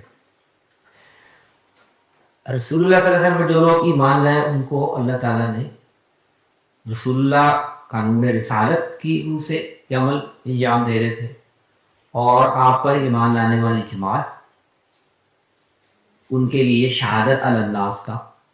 منصب اسی قانون کے تحت مقرر کیا گیا. کہ اس قوم پر تو اللہ کے پیغمبر نے براہ راست حجت تمام کر کے دین ان تک پہنچا دیا، لیکن یہی کام اس قوم نے اس امت میں ان باقی قوموں کے حوالے سے بھی ادا کرنا ہے جو اس کے ارد گرد موجود ہیں۔ تو یہ منصب رسول اللہ کو بھی حاصل تھا شہادت علی الناس کا، لیکن وہ عرب پر تھا، اور صحابہ کو یعنی عربوں کو یا بنی اسماعیل کو یہ منصب دیا گیا دنیا کی دوسری قوموں کے حوالے سے جو ان کے کتابات۔ تو اس منصب کے تحت ان قوموں پر بھی ان کو سزا دینے کا اختیار، اگر وہ ایمان نہیں لاتی ہے، اسلام قبول نہیں کرتی، تو ان کو سزا دینے کا اختیار بھی اللہ تعالیٰ نے اپنے پیغمبر کے ذریعے سے دے دیا۔ تو گویا نئے طور پر یہ قانون رسالت کے تحت ہوا۔ قانون رسالت میں اللہ تعالیٰ اپنی جس سنت کو، یہ جس قانون کو ظہور بخشتے ہیں وہ بینونت ہے۔ بینونت کا مطلب یہ ہے کہ جانتے بوجھتے یا حق واضح ہونے کے بعد جو لوگ حق کو قبول نہ کریں، تو دنیا کے باقی لوگوں کے لیے تو وہ بینونت قیامت کو برپا ہوگی،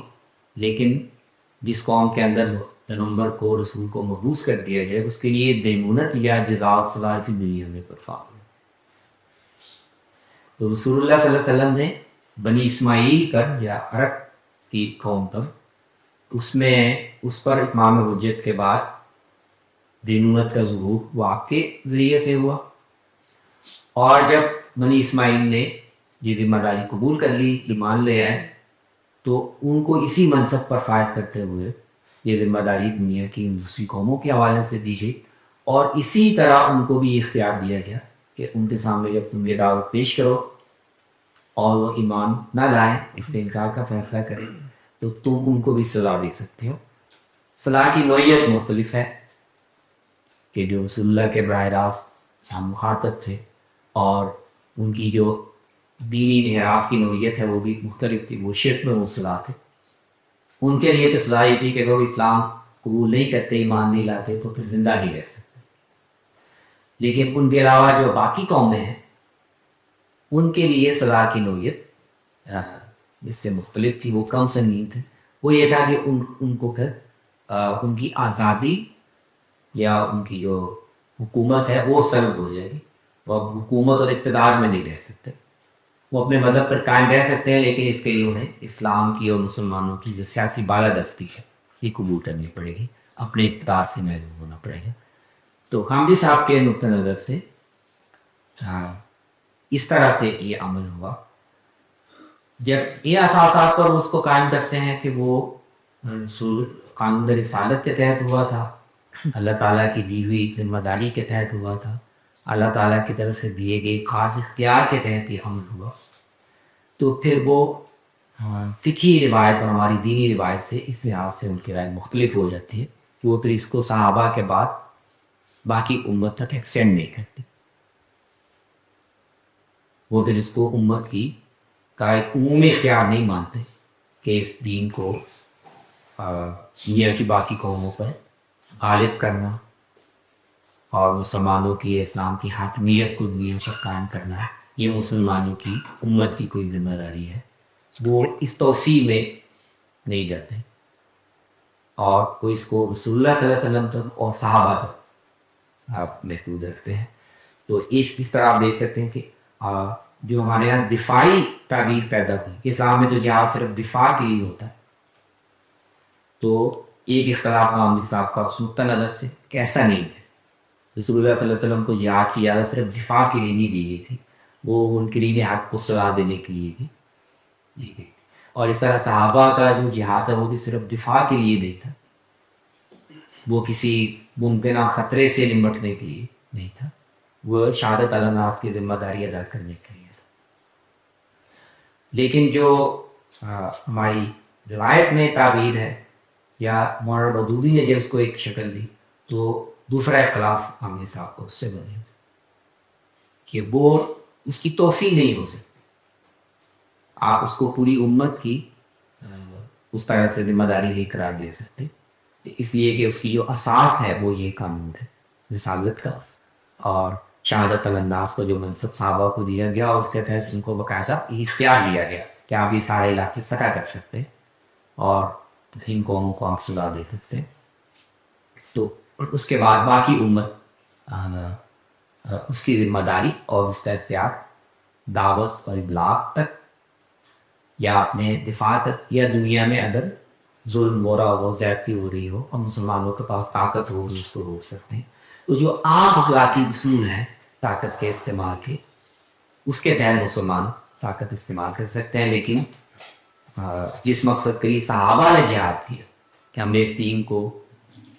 دنیا میں عائد کرنا ہے اور جو نہ مانے ان کو مسلمانوں کا محکوم بنانا ہے, اس مقصد کے لیے مسلمان قتال نہیں کر سکتے. تو یہ رہے آپ کے سامنے سوئے عمل کی تفہیم کے لیے دنیا کے مورخین میں یہودی مسیحی روایت میں کیا قاعدہ پیدا ہو, وہ ہماری دی روایت میں اسلامی روایت میں کس طرح سے اس کو دیکھا گیا, اس کے کچھ دعویٰ آپ کے سامنے میں نے رکھ دی. آپ حضرات کے کچھ سوالات ہوں تو. استاذ آپ نے اخلاقی جواز کی بات کی. ہم جدید دنیا میں یہ دیکھتے ہیں کہ ہتھیاروں پر باقاعدہ پابندی لگا دی جاتی ہے اور مسلمان کیونکہ اس حیثیت میں موجود نہیں ہیں دنیا میں جہاں وہ یعنی اپنی اس طرح سے منمانی کر سکتے تھے. کچھ چارٹرز انہوں نے سائن کیے ہوئے ہیں یا کچھ اس طرح کی انٹرنیشنل پابندیوں میں اب آگے ہیں. تو پھر وہ جو قوم نے تیار رہنا تھا ایک باقاعدہ جنگ کے لیے یا اپنی حفاظت کے لیے, اس پر تو اب ایک طرح سے نا انہوں نے اپنے ہاتھ سے ہی پابندی لگا لی ہے. تو آپ اس کو کس طرح سے دیکھتے ہیں؟ اگر تو بحیثیت قوم ہم نے جہاد کے لیے علم اٹھانا ہے, اس کے لیے ہم نے تیاری بھی کرنی ہے. تیاری گھوڑوں اور تلواروں سے تو نہیں کرنی, اس کے لیے ہمیں باقاعدہ کچھ ہتھیار اور اس طرح کی چیزیں بنانی پڑیں گی جو دنیا کے معیار کے مطابق ہوں. تو یہ جو نیوکلیئر ہتھیاروں پر پابندی ہے جس پر ہم نے گزشتہ دنوں یہ پورا کھیل بھی دیکھا کہ ایران کے اوپر باقاعدہ بمباری بھی کی گئی اور انہوں نے بھی بدلے میں کچھ اپنا جو ان سے بن پڑا وہ, اس کو آپ کس طرح سے دیکھتے ہیں؟ جہاد کے جو ہمیں بحیثیت عام تعلیمات ملی ہیں اس کے پیش نظر. اس پہ دیکھیں میرے خیال میں تو بنیادی بات یہ کہ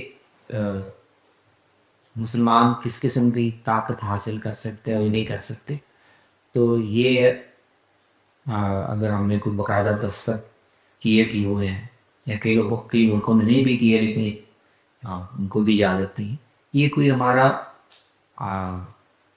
اپنے اختیار سے کیا ہوا فیصلہ تو نہیں. یہ تو ایک طرح سے اس کو دنیا کا غالب نظام ہے یا جن قوتوں کا اس کو دنیا پہ غلبہ ہے انہوں نے امپوز کیا. آج اگر فرض کریں وہ دباؤ ہٹ جائے تو دنیا کی ہر قوم چاہے گی کہ ہم اپنے تحفظ کے لیے اپنے دفاع کے لیے اب صلاحیت پیدا کریں. یہ تو مسلمانوں نے اپنے اختیار سے یا کسی معاہدے کے تحت نہیں کیا ہو, یا چلے دنیا کی ساری قومیں مل کر یہ معاہدہ کر لیں کہ ہم اس طرح کے خیال نہیں بنایا کریں گے, تو اس کا بھی ایک اخلاقی وزن بنتا ہے. پھر مسلمان بھی پابند ہوں. اس وقت جو صورتحال ہے وہ تو کوئی کسی اخلاقی اصول سے پیدا ہونے والی نہیں. وہ جیسے ہے کہ ہم یہ طاقت اپنے پاس رکھیں گے لیکن آپ نے نہیں حاصل کرنی. تو میری زبردستی اور جبر وہ اس سے مسلمانوں کو نکلنے کے لیے جو بھی اسٹریٹجی ہو, جو بھی حکمت عملی ہو, وہ اختیار کرنی چاہیے. وہ کوئی بائی چوائس اپنے اوپر آیت کی کوئی پابندی نہیں ہے, اور اس کے پیچھے یہ جو فرق ہے کہ یہ ہم رکھ سکتے ہیں آپ نہیں رکھ سکتے, اس کے پیچھے کوئی اخلاقی یہ بات بھی نہیں. استاد موجودہ حالات میں تو مولانا مودودی کی تعبیر بھی جو ہے وہ تھوڑی پرانی ہو گئی. جو اس وقت جنگیں چل رہی ہیں اس پہ یہ سارے جو ہماری تھیوریز ہیں جہاں کی جو آپ نے بھی بیان کی, ایک ٹریڈیشنل نیریٹو ہے, اس کے بعد ماڈرن نیریٹو ہے اور درمیان کا بھی ایک نیریٹو ہے. تو موجودہ حالات میں کون سے ممالک کن کن نیریٹوز پر کھڑے ہیں اور ان نیریٹیوز کے کیا نتائج نکل سکتے ہیں؟ अगर वो उनको एक्सरसाइज भी कर सकते हो तो। ये जो गुफ्तगू हमने की है कि रसूलुल्लाह सल्लल्लाहु अलैहि वसल्लम और सहाबा की जिहाद की नोयत क्या थी और उससे मुसलमान उम्मत अलल उमूम किस तरह की चीज़ें अख्ज़ कर सकती है, तो मैं हाल कि वो गुफ्तगू तो आज इस वक्त मौजूदा सूरत हाल में तो हो ही नहीं थी। यानी इस वक्त दुनिया में कोई भी मुसलमान मुल्क ना इस पोजीशन में है, ना कोई ये बात कर रहा है कि हम दुनिया में इस्लाम गालिब करने के लिए जिहाद करना है। वो तो दिफा के लिए जितनी सलाहियत चाहिए अभी तो उसके लाले पड़े हो। इस वक्त तो गुफ्तगू हो रही है कि मुसलमान अपने दिफा के लिए भी कोई ज़रूरी सलाहियत हासिल कर सकते हैं या नहीं कर सकते। इस वक्त तो और ये वाली गुफ्तगू तो एक इल्मी डिबेट है। मौजूदा बाबूजी सूरत के हाल में तो ये गुफ्तगू हो ही नहीं रही। इसी का एक फॉलो अप क्वेश्चन ये है जिसकी वजह से मेरे जहन में ये उलझन थी कि फिर इस सूरत हाल में तो जिहाद जैसे आपने भी कहा कि वो तो हो ही नहीं रहा। हमारे यहाँ हर दूसरी चीज़ के लिए तो जिहाद का लफ्ज़ इस्तेमाल कर दिया जाता है, यानी कि ये मुसलमानों को कहा जाता है, जैसे एक पॉपुलर नैरेटिव हमें टीवी पे देखने को मिलता है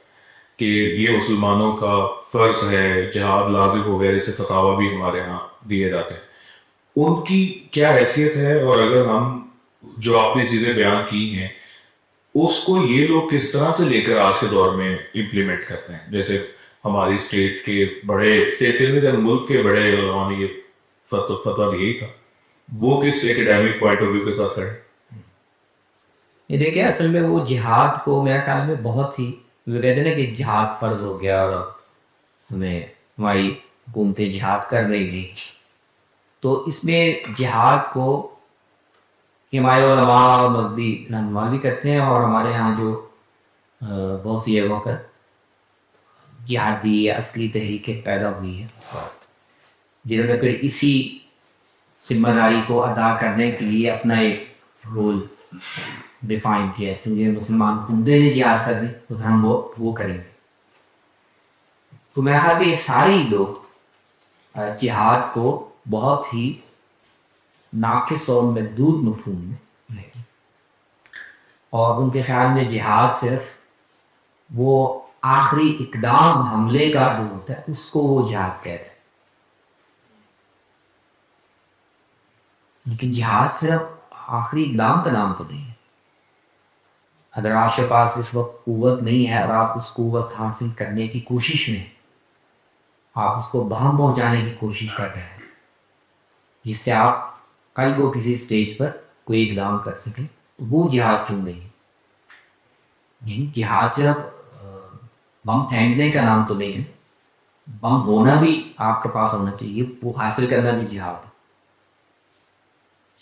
बम बनाने की सलाहियत आपके पास हो वो सीखना, वो क्यों जिहाद नहीं। ये पूरा नैरेटिव मेरे ख्याल में बहुत ही नाकिस है। मेरे ख्याल में तो इस बीमारी दौर के बाद से मुसलमानों ने अब तक जो भी एफर्ट की है, पहले सियासी आज़ादी हासिल करने की, उसके बाद अपनी रियासतों को जितना भी बना सकते हैं वो बनाने की, नई टेक्नोलॉजी हासिल करने की, वो सारी जिहाद है। और जो मुल्क जहाँ जिस मरहले पर जितनी उसकी कैपेसिटी होती है उसके लिहाज से वो उसमें कुछ हाथ पाँव भी मार रहा होता है। तो यही कहना कि ये हमने पाकिस्तान हासिल करने की कोशिश की इस्तेमाल से आज़ाद होने की, वो जिहाद क्यों नहीं है। अंग्रेज़ के रहते हम जिहाद नहीं कर सकते। हमने एक अलग मुल्क बनाया है, उसकी एक फौज बनाई है, उसमें टेक्नोलॉजी कुछ हासिल की है जितनी ने हासिल की है, ये जिहाद क्यों नहीं। ये मेरे ख्याल में सारे नाकिस बयानी और वो सिर्फ सियासी मकासद के लिए। साथ फिर ये ज़रूरी नहीं है कि हम लफ्ज़ किताल को इस जगह में लें कि यानी जो जिहाद है वो तो एक बड़ी डाइवर्स अम्ब्रेला टर्म है। सिर्फ किताल ही का जो लफ्ज़ है उसको हम फास करें, जो आखिरी इक़दाम आपने जिसका जिक्र किया है उसके लिए हम किताल का लफ्ज़ बोला है। किताल में भी सारी चीज़ें शामिल हैं। आप किताल को असल में आखिरी जो अमल है جہاں پہ جا کے ساری کوشش کر بھی نہیں ڈھونڈتی ہے، وہ اقدام ہے. جب آپ نے اقدام کر دینا ہے دشمن کے خلاف،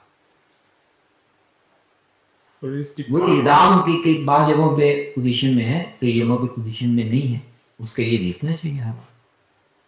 اور میں صرف یہ گیا ہوں کہ اس اقدام کو ہم قتال اگر کہہ دیں تو یہ اس کے لیے ٹھیک ٹھاک ہوگی. یہ آپ کر سکتے ہیں فرق. آپ یہ کہیں کہ عملاً آپ جنگ شروع کر دیں یا قتال کر دیں تو اس کو آپ آخری اقدام کے لیے استعمال کر لیں، اور اس سے پہلے جو آپ پریپریشن کر رہے ہیں یا اپنے آپ کو تیار کر رہے ہیں اس کے لیے جہاد کی، تو یہ کوئی اس میں مذائقہ نہیں ہے. اگر دونوں کا فرق واضح کرنے کے لیے یہ فرق کیا جائے. استاد میں یہ سمجھنا چاہ رہا ہوں کہ جو ابھی آپ نے بات کی اخلاقی جواز، اس کو تاریخ کے تناظر میں سمجھنا چاہ رہا ہوں. یہ الجھن ہے کہ جب ہم یہ کہہ رہے ہیں کہ ان کے پاس اس وقت کوئی اخلاقی جواز نہیں ہے یہ اقدام کرنے کا، تو جب ہم تاریخ دیکھ رہے ہیں جو مسلمانوں نے کیا، ان کو بھی یہ شبہ ہوا، انہیں لگا کہ فارس کے لوگ یا اور ان کے جو دیگر سلطنتیں ہیں ان سے ہمیں نقصان ہو سکتا ہے، وہ ہمارے خلاف کچھ اقدام اٹھا سکتے ہیں.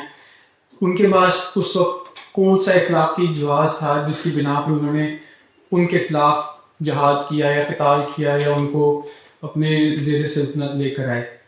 تو آج اگر ہم دیکھیں تو معیشت کی جنگ چل رہی ہے، امریکہ یا اسرائیل جو ہے اس کو نظر آ رہا ہے یا ان کا یہ موقف ہے کہ جو جہادی تنظیمیں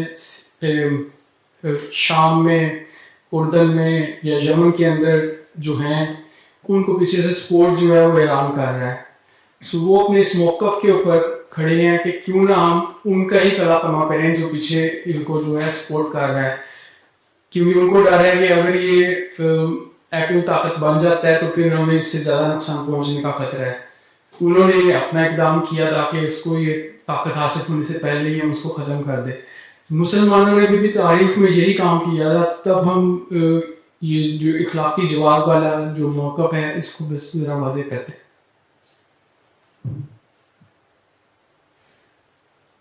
آپ قانون یہ کہہ رہے ہیں کہ اگر مسلمان اس بنیاد پر اقدام کرتے یا انہوں نے کیا کسان کو یہ ہمیں ہمارا کرنا تو اس کا اخلاقی جواز تھا، اس سے تو مجھے انکار نہیں ہے. جی بالکل یہی سمجھنا چاہ رہا ہوں کہ جب مسلمانوں نے ایسا کیا تو تب ہم اخلاقی جواز کی بات نہیں کر رہے. آج انہوں نے یہی عمل کیا تو ہم اس کے لیے موقف پیش کر رہے ہیں کہ ان کے پاس کوئی اخلاقی جواز نہیں ہے ایسا کرنے کا. جہاں تک اس چیز کا تعلق ہے کہ ہر شخص کو یا ہر ملک کو یہ آزادی ہونی چاہیے کہ وہ اپنے دفاع کے لیے کچھ کرے، ترقی کرے، بالکل درست ہے، آنا چاہیے.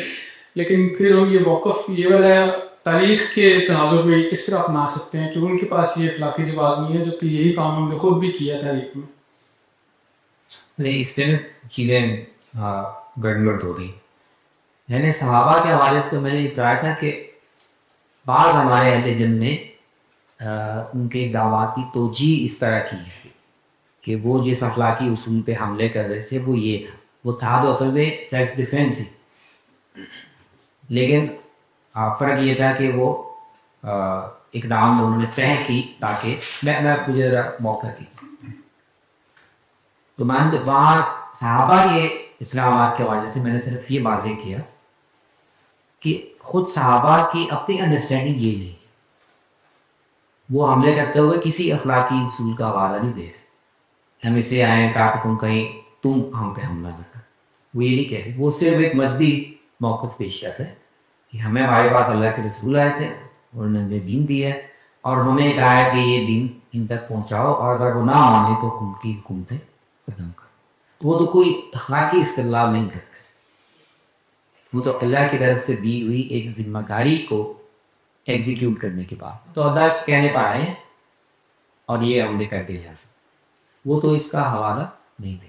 تو اس معاملے کو الگ کرتی ہے. باقی یہ جو اصول ہے کہ اگر آپ کو دشمن سے خطرہ ہو کہ وہ حملہ کرے گا تو آپ پہ اسٹرائک کر سکتے ہیں. بہرحال سے بنیادی طور پر یہ اخلاق کی اصول غلط نہیں، ٹھیک، اس کو کوئی بھی استعمال کرے اس میں آپ اخلاقی اعتراض نہیں کر سکتے. ہاں آپ یہ بات کہہ سکتے ہیں کہ آپ جس بات کو بنیاد بنا کر اس اختیار کا استعمال کرنا ہے اس کا وہ حقیقت میں ہے نہیں. جیسے عراق کے بارے میں امریکہ نے یہ بنیاد ہے اس کے پاس یہ حملے ہیں کیمیکل ویپن ہے، وہ آپ کو پتا تھا کہ نہیں، لیکن آپ نے دھوکہ دینے کے لیے استعمال کیا. یا اس کو اصول میں تو بیرکان بھی اقرار نہیں کیا جا سکتا. آج آپ کو پاکستان کو پتہ چلے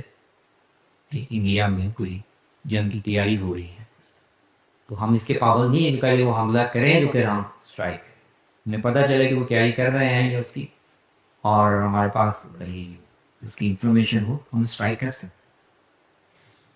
سر جس طرح کتاب کا مطالعہ کرنا تھا اس میں بھی آپ نے ایک خط کا حوالہ دیا کہ حضرت عمر کو کسی صاحب نے خط میں لکھ کے فارس کی جو ہے وہ صورتحال کے بارے میں بتایا کہ ہم تین علاقوں میں ہیں، لیکن چونکہ اس پورے فارس کے اوپر ہم نے قبضہ بھی نہیں کیا ہے تو اس لیے وہاں کا جو بادشاہ ہے اس کی وجہ سے مختلف جگہوں پہ شورش اٹھتی آتی ہے اور مسلمانوں کو وہاں پر جانا پڑتا ہے، تو کیوں نہ ہم اس کو ختم کریں.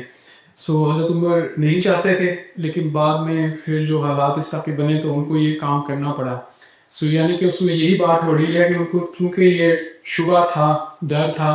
کہ اس کی وجہ سے ہمیں مسلمانوں کو نقصان پہنچے گا، تو اس کے لیے انہوں نے یہ عملی اقدام کیا. اور بری صورتحال آج پیدا ہو گئی ہے. یہ امریکہ کو یا اسرائیل کو یہ ڈر ہے کہ جب وہ طاقت حاصل کر لے گا تو وہ ہمارے خلاف اقدامات کرے گا، اس لیے اس کو اٹھنے سے پہلے ہم دبا دیں. اس صورتحال میں اس وقت مسلمان بھی ٹھیک تھے اور ہم یہ کہہ سکتے ہیں کہ ہاں آج کے دور میں کہ اگر اس نے ایسے کیا تو وہ بھی ٹھیک ہے. یہ اگر آپ ان کے زاویے سے دیکھیں تو مثلا میں طاقت کی لڑائی میں بعد ہر جگہ اخلاقی اصول کو مدد بھی نہیں لینا. کئی جگہوں پہ طاقت خود ہی اپنا ایک جواز صاحب پیدا کر لیتی ہے. تو یہ بہرحال میں اس کے اصول سے آپ اختلاف نہیں کر سکتے. آپ اس اصول کو اپلائی کیسے کیا جا رہا ہے، کن حالات میں کیا جا رہا ہے، اور کیا واقعہ وہ کسی ریلائبل انفارمیشن ہے، اس سے ہم اختلاف کر سکتے. اصول کو چیلنج نہیں کیا جا سکتا. آپ کے پاس طاقت ہے اور آپ اپنے دفاع کے لیے، یا مثال کے طور پر ہم یہ کہتے ہیں اسلام میں آپ ظلم و عدوان آپ پر حملہ نہیں ہو، لیکن کوئی ایسی طاقت یا کوئی ایسی جو کسی اور پر ظلم کر سکتے، عدوان کر سکتے، آپ اس کو بھی روکنا چاہیں. یہی سے. اور جب ہم مسلمان طاقت میں تھے تو ہم یہ کیا رہتے تھے. اصول کو آج جو ہمارے سامنے سوال ہوا تو اس وجہ سے اصول کو بھی گیٹ نہیں کر سکتے. ہاں وہ کتنی اخلاقیات کا اور ذمہ داری کے لحاظ رکھتے ہوئے اس کو اپلائی کیا جائے، اور اس کے پیچھے جو بنیادی اسٹرکچر ہے دنیا کا جس میں آپ نے طے کیا ہوا کہ طاقت ہم نے اپنے پاس رکھنی ہے اور کسی کو طاقت حاصل نہیں کرنے دینی. اصل میں تو اس کو کویسچن کرنا چاہیے. وہ ہم اس کو کویسچن کرنے کی پوزیشن میں نہیں ہے تو پھر ہم ظاہر ہے کچھ کمزور جو ہے وہ اخلاقیات سے اپنا کام چلا. استاذ ایک اور سوال رہنمائی کیجیے کہ جو ملک دنیا کے حالات ہو رہے ہیں اس کے اندر کیا یہ مذہبی تعصب کی بنیاد پہ سب کچھ ہو رہا ہے یا اس جنگ کو ہم معیشت کی جنگیں کہیں گے؟ دیکھو غلبے کی دنیت اور وسائل پر اپنا قبضہ اور جماعت رکھنے کی لڑائی، مذہب اور چیزیں اس میں ضمن استعمال ہو جاتی ہیں. اصل میں تو بنیاد وسائل کا انہوں نے قبضہ اور تصرف پیدا کیا تھا کئی صدیوں میں، اس نے اب ان کو شیئر کرنا پڑا. چینیں ہاتھ سے نکل رہی ہے، وہ چاہتے ہیں کہ اس کو طاقت کے طور پہ قائم رکھیں. استاد یہی کچھ نارتھ کوریا بھی کر رہا ہے، ساؤتھ کوریا بھی کر رہا ہے، اس کے پاس بھی وہ جو ہے ایٹمی طاقت بننے کی کوشش کر رہا ہے، تو اس کے ساتھ یہ رویہ نہیں ہے امریکہ کا یا اسرائیل کا جو اقلام کے ساتھ ہے.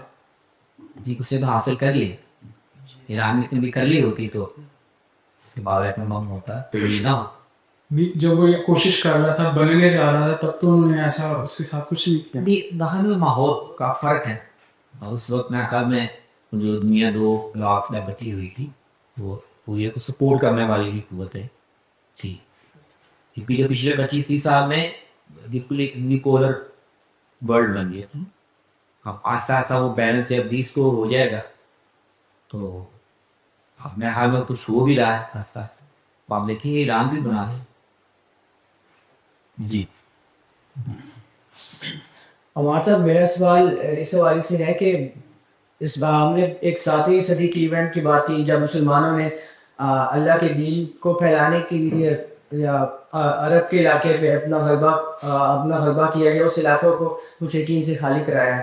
اسی طرح ہم دیکھتے ہیں کہ اسلامی ہم کہہ لیں جب کنعان کے علاقے کو بھی خالی کروایا گیا تھا حضرت موسیٰ کے زمانے میں، تو اس سے ایک تاثر یہ جاتا ہے کہ اللہ تعالیٰ ویسے تو جان مال اور آبرو کی حفاظت کا کہتے ہیں، لیکن جب اللہ کا حکم ہو تو وہ اللہ تعالیٰ کہتے ہیں کہ اب اس علاقے کو خالی کروا لو. تو اس بات کی تھوڑی وضاحت کر لیجیے گا. اور دوسرا یہ کہ اللہ کے رسول کی وفات کے بعد یہ واقعہ ہوا، تو یہ آپ کب تک کہہ سکتے ہیں کون سے صحابہ تک یہ وہ جہاد تھا اور اس کے بعد پھر اس صدرتوں کی آپسی یہ لڑائی تھی؟ دونوں اہم سوال ہے، لیکن اللہ تعالیٰ جو پہلا سوال ہے کہ اللہ تعالیٰ ہمیں انسانوں کو تو اور حکم دیتے ہیں کہ خود جب فیصلے کرتے ہیں تو اس سے خلاف کرتے ہیں. تو اس لیے بنیادی بات یہ سمجھنی چاہیے کہ جو شریعت کی پابندی ہے یا حقوق کی پابندی ہے وہ اللہ تعالیٰ نے ہمارے لیے بیان کی. ہمارے لیے جو شریعت اللہ نے مقرر کی ہے وہ اللہ تعالیٰ پہ لازمی ہے. ہمیں قتل کرنے سے منع کیا گیا ہے، جان لینے سے منع کیا گیا ہے، جب تک کہ ہمارے پاس کوئی جواب نہ ہو. اللہ تعالیٰ نے کسی کی جان نہیں ہے تو اس نے کس سے ایک کہ اس اخلاقی جواز سے اللہ تعالیٰ کہہ رہے ہیں لوگوں سے کہ آپ ابھی جان مال آبرو کی حفاظت، وہ تو مین باتوں میں آتا ہے. تو جب اللہ تعالیٰ نے کہا ہے کہ اس علاقے کو خالی کرو تو بس فرد ہو، وہ نہیں وہاں پر ہی معصوم ہوں گے یا تلوار سے مار دو، تو ایک تضاد سا آتا ہے نا کہ اسلام ایک سلامتی کے کسی قاعدے کے تحت ہونا چاہیے. اس کو جی ایک اس طرح سمجھ لیں.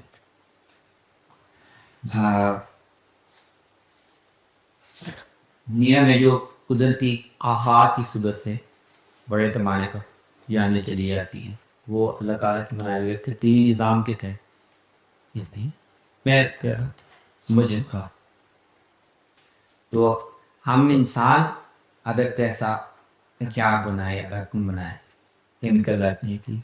جس سے پورے علاقے میں رہنے والے لوگ ہیں کہ ان کو مار دیں، ہمارے لیے غیر اخلاقی ہے. لیکن اللہ تعالیٰ یہ قدرتی آفت میں سیلاب بھیج دیں، تلاب کا پاک کر دیں اور وہ پورا علاقہ سکم ہو جائے. اللہ تعالیٰ کے لیے یہ اخلاقی نہیں. یا کیسے اس کے لیے اپنے تکوینی نظام میں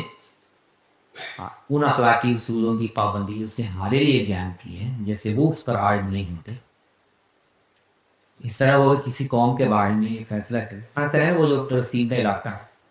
وہاں پر بھی ایک اخلاقی اصول اللہ نے نبوذ رکھا. اور بائبل میں پڑھیں تو تورات میں جب اللہ تعالیٰ لہین کو یہ بتا رہے ہیں کہ یہ سارا علاقہ آپ کے بات کو دوں گا، تو سارے لوگ کہتے ہیں کہ دیکھیں یہ ابھی نہیں ہوگا، اس کا ایک وقت آئے گا اس وقت میں دوں گا. اور اس کی وجہ اللہ تعالیٰ صاحب بیان ہے. ایک تو یہ کہ آپ کے اولاد ابھی تراز میں اتنی ہے ہی نہیں کہ اس پورے علاقے کو چند لوگ ہیں، اور دوسری بات یہ کہ ابھی ان لوگوں کے گناہ اتنے نہیں ہوئے کہ میں سزا کے طور پر ان کو. اس کا مطلب یہ ہے کہ ہم اللہ تعالیٰ تکوینی طور پر یا ہمیں کسی گروپ میں یہ فیصلہ حکم دیتے ہیں، اجازت دیتے ہیں ہاں علاقے پر، تو ان لوگوں کو صلاح دینے کا کوئی اور اخلاقی اصول اپنی جگہ کام کر رہا ہے جو اللہ کی، تو ان کو اللہ تعالیٰ سزا کسی آفت شکل میں دے سکتا ہے، اللہ نے کہا کہ وہ میں تمہارے ذریعے سے دیں. تو یہ جس طرح ٹائٹس نے اٹیک کیا تھا جو عیسائی یہودیوں پر اس وقت، تو یہ بھی وہی وہی بات ہے، اگرچہ اللہ تعالیٰ نے کہا نہیں تھا لیکن اس کا حملہ جو تھا وہ اسی تحت ہی تھا. تو وہ اللہ تعالیٰ نے اس کو اجازت نہیں تھی کہ تم حملہ کرو،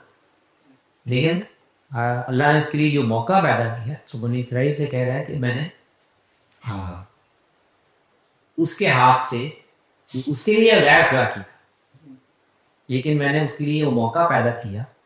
کہ وہ تمہارے گناہوں کی سزا اس کے ہاتھ سے تمہیں دلواری. تو تو وہ کبھی اللہ تعالیٰ تکوینی طور پر ایسے اسباب پیدا کر دیتا ہے کسی قوم کو اس کے گناہوں کی سزا مل جائے. کبھی کسی گروہ کو باقاعدہ معمور کر کے یہ شکل پیدا کر دیتا ہے. تو وہ اس نے کچھ اخلاقی اصول کو اس نے اپنے لیے طے کیے ہوں، لیکن ضروری نہیں کہ وہ بالکل ویسے ہوں جیسے ہمارے لیے. کہ اخلاقی اصول سمجھ تبھی آئیں گے جب ایک بندہ دین کو مان کے ان واقعات کو دیکھے گا، ورنہ نہیں لگے گا، ورنہ تضاد یہ ساری مذہبی بنیاد پر گفتگو ہے. اور دوسرے سوال کا بھی بتا دیجیے رسول اللہ کے. ہاں وہ اہم سوال ہے. وہ حامد صاحب کے نقطہ نظر سے وہ سوال پیدا اگر یہ صحابہ کے لیے خاص تھا تو اس کی وہ آپ کیا کہتے ہیں کٹ آف ڈیٹ کوئی تو خیر وہ کوئی ہے نہیں. یہاں تک مجھے یاد ہے نام بھی صاحب سے اس موضوع پر جب باتیں ہوئی تھیں تو اس ان کا زیادہ تفصیل کی بات کی ہوئی ہے، لیکن اس وقت ان کا خیال یہ تھا کہ یہ چیزیں جب تاریخ میں نما ہوتی ہیں برپا ہوتی ہیں تو ان کو اس طرح سے قانونی طور پر ان پر کوئی لائن کھینچنا یہ ممکن نہیں ہوتا. وہ تاریخ میں عمل ہوا، صحابہ کی جنریشن چلی گئی، لیکن ان کا جو شروع کیا ہوا عمل ہے وہ اس نے اپنے انجام پہ پہنچنا وہ پھیل رہا ہے. وہ جب تاریخی طور پر اپنے انجام کو پہنچ کے وہ ختم ہو گیا تو اس کے بعد پھر اگر مسلمانوں نے کوئی نیم میں سیاسی طاقت پیدا کی اور پیدا کی تو اس وقت مسلمانوں کو یہ خیال نہیں ہونا چاہیے کہ وہ انہی احکام تھے یا اسی پالیسی کو. تو رسول اللہ کی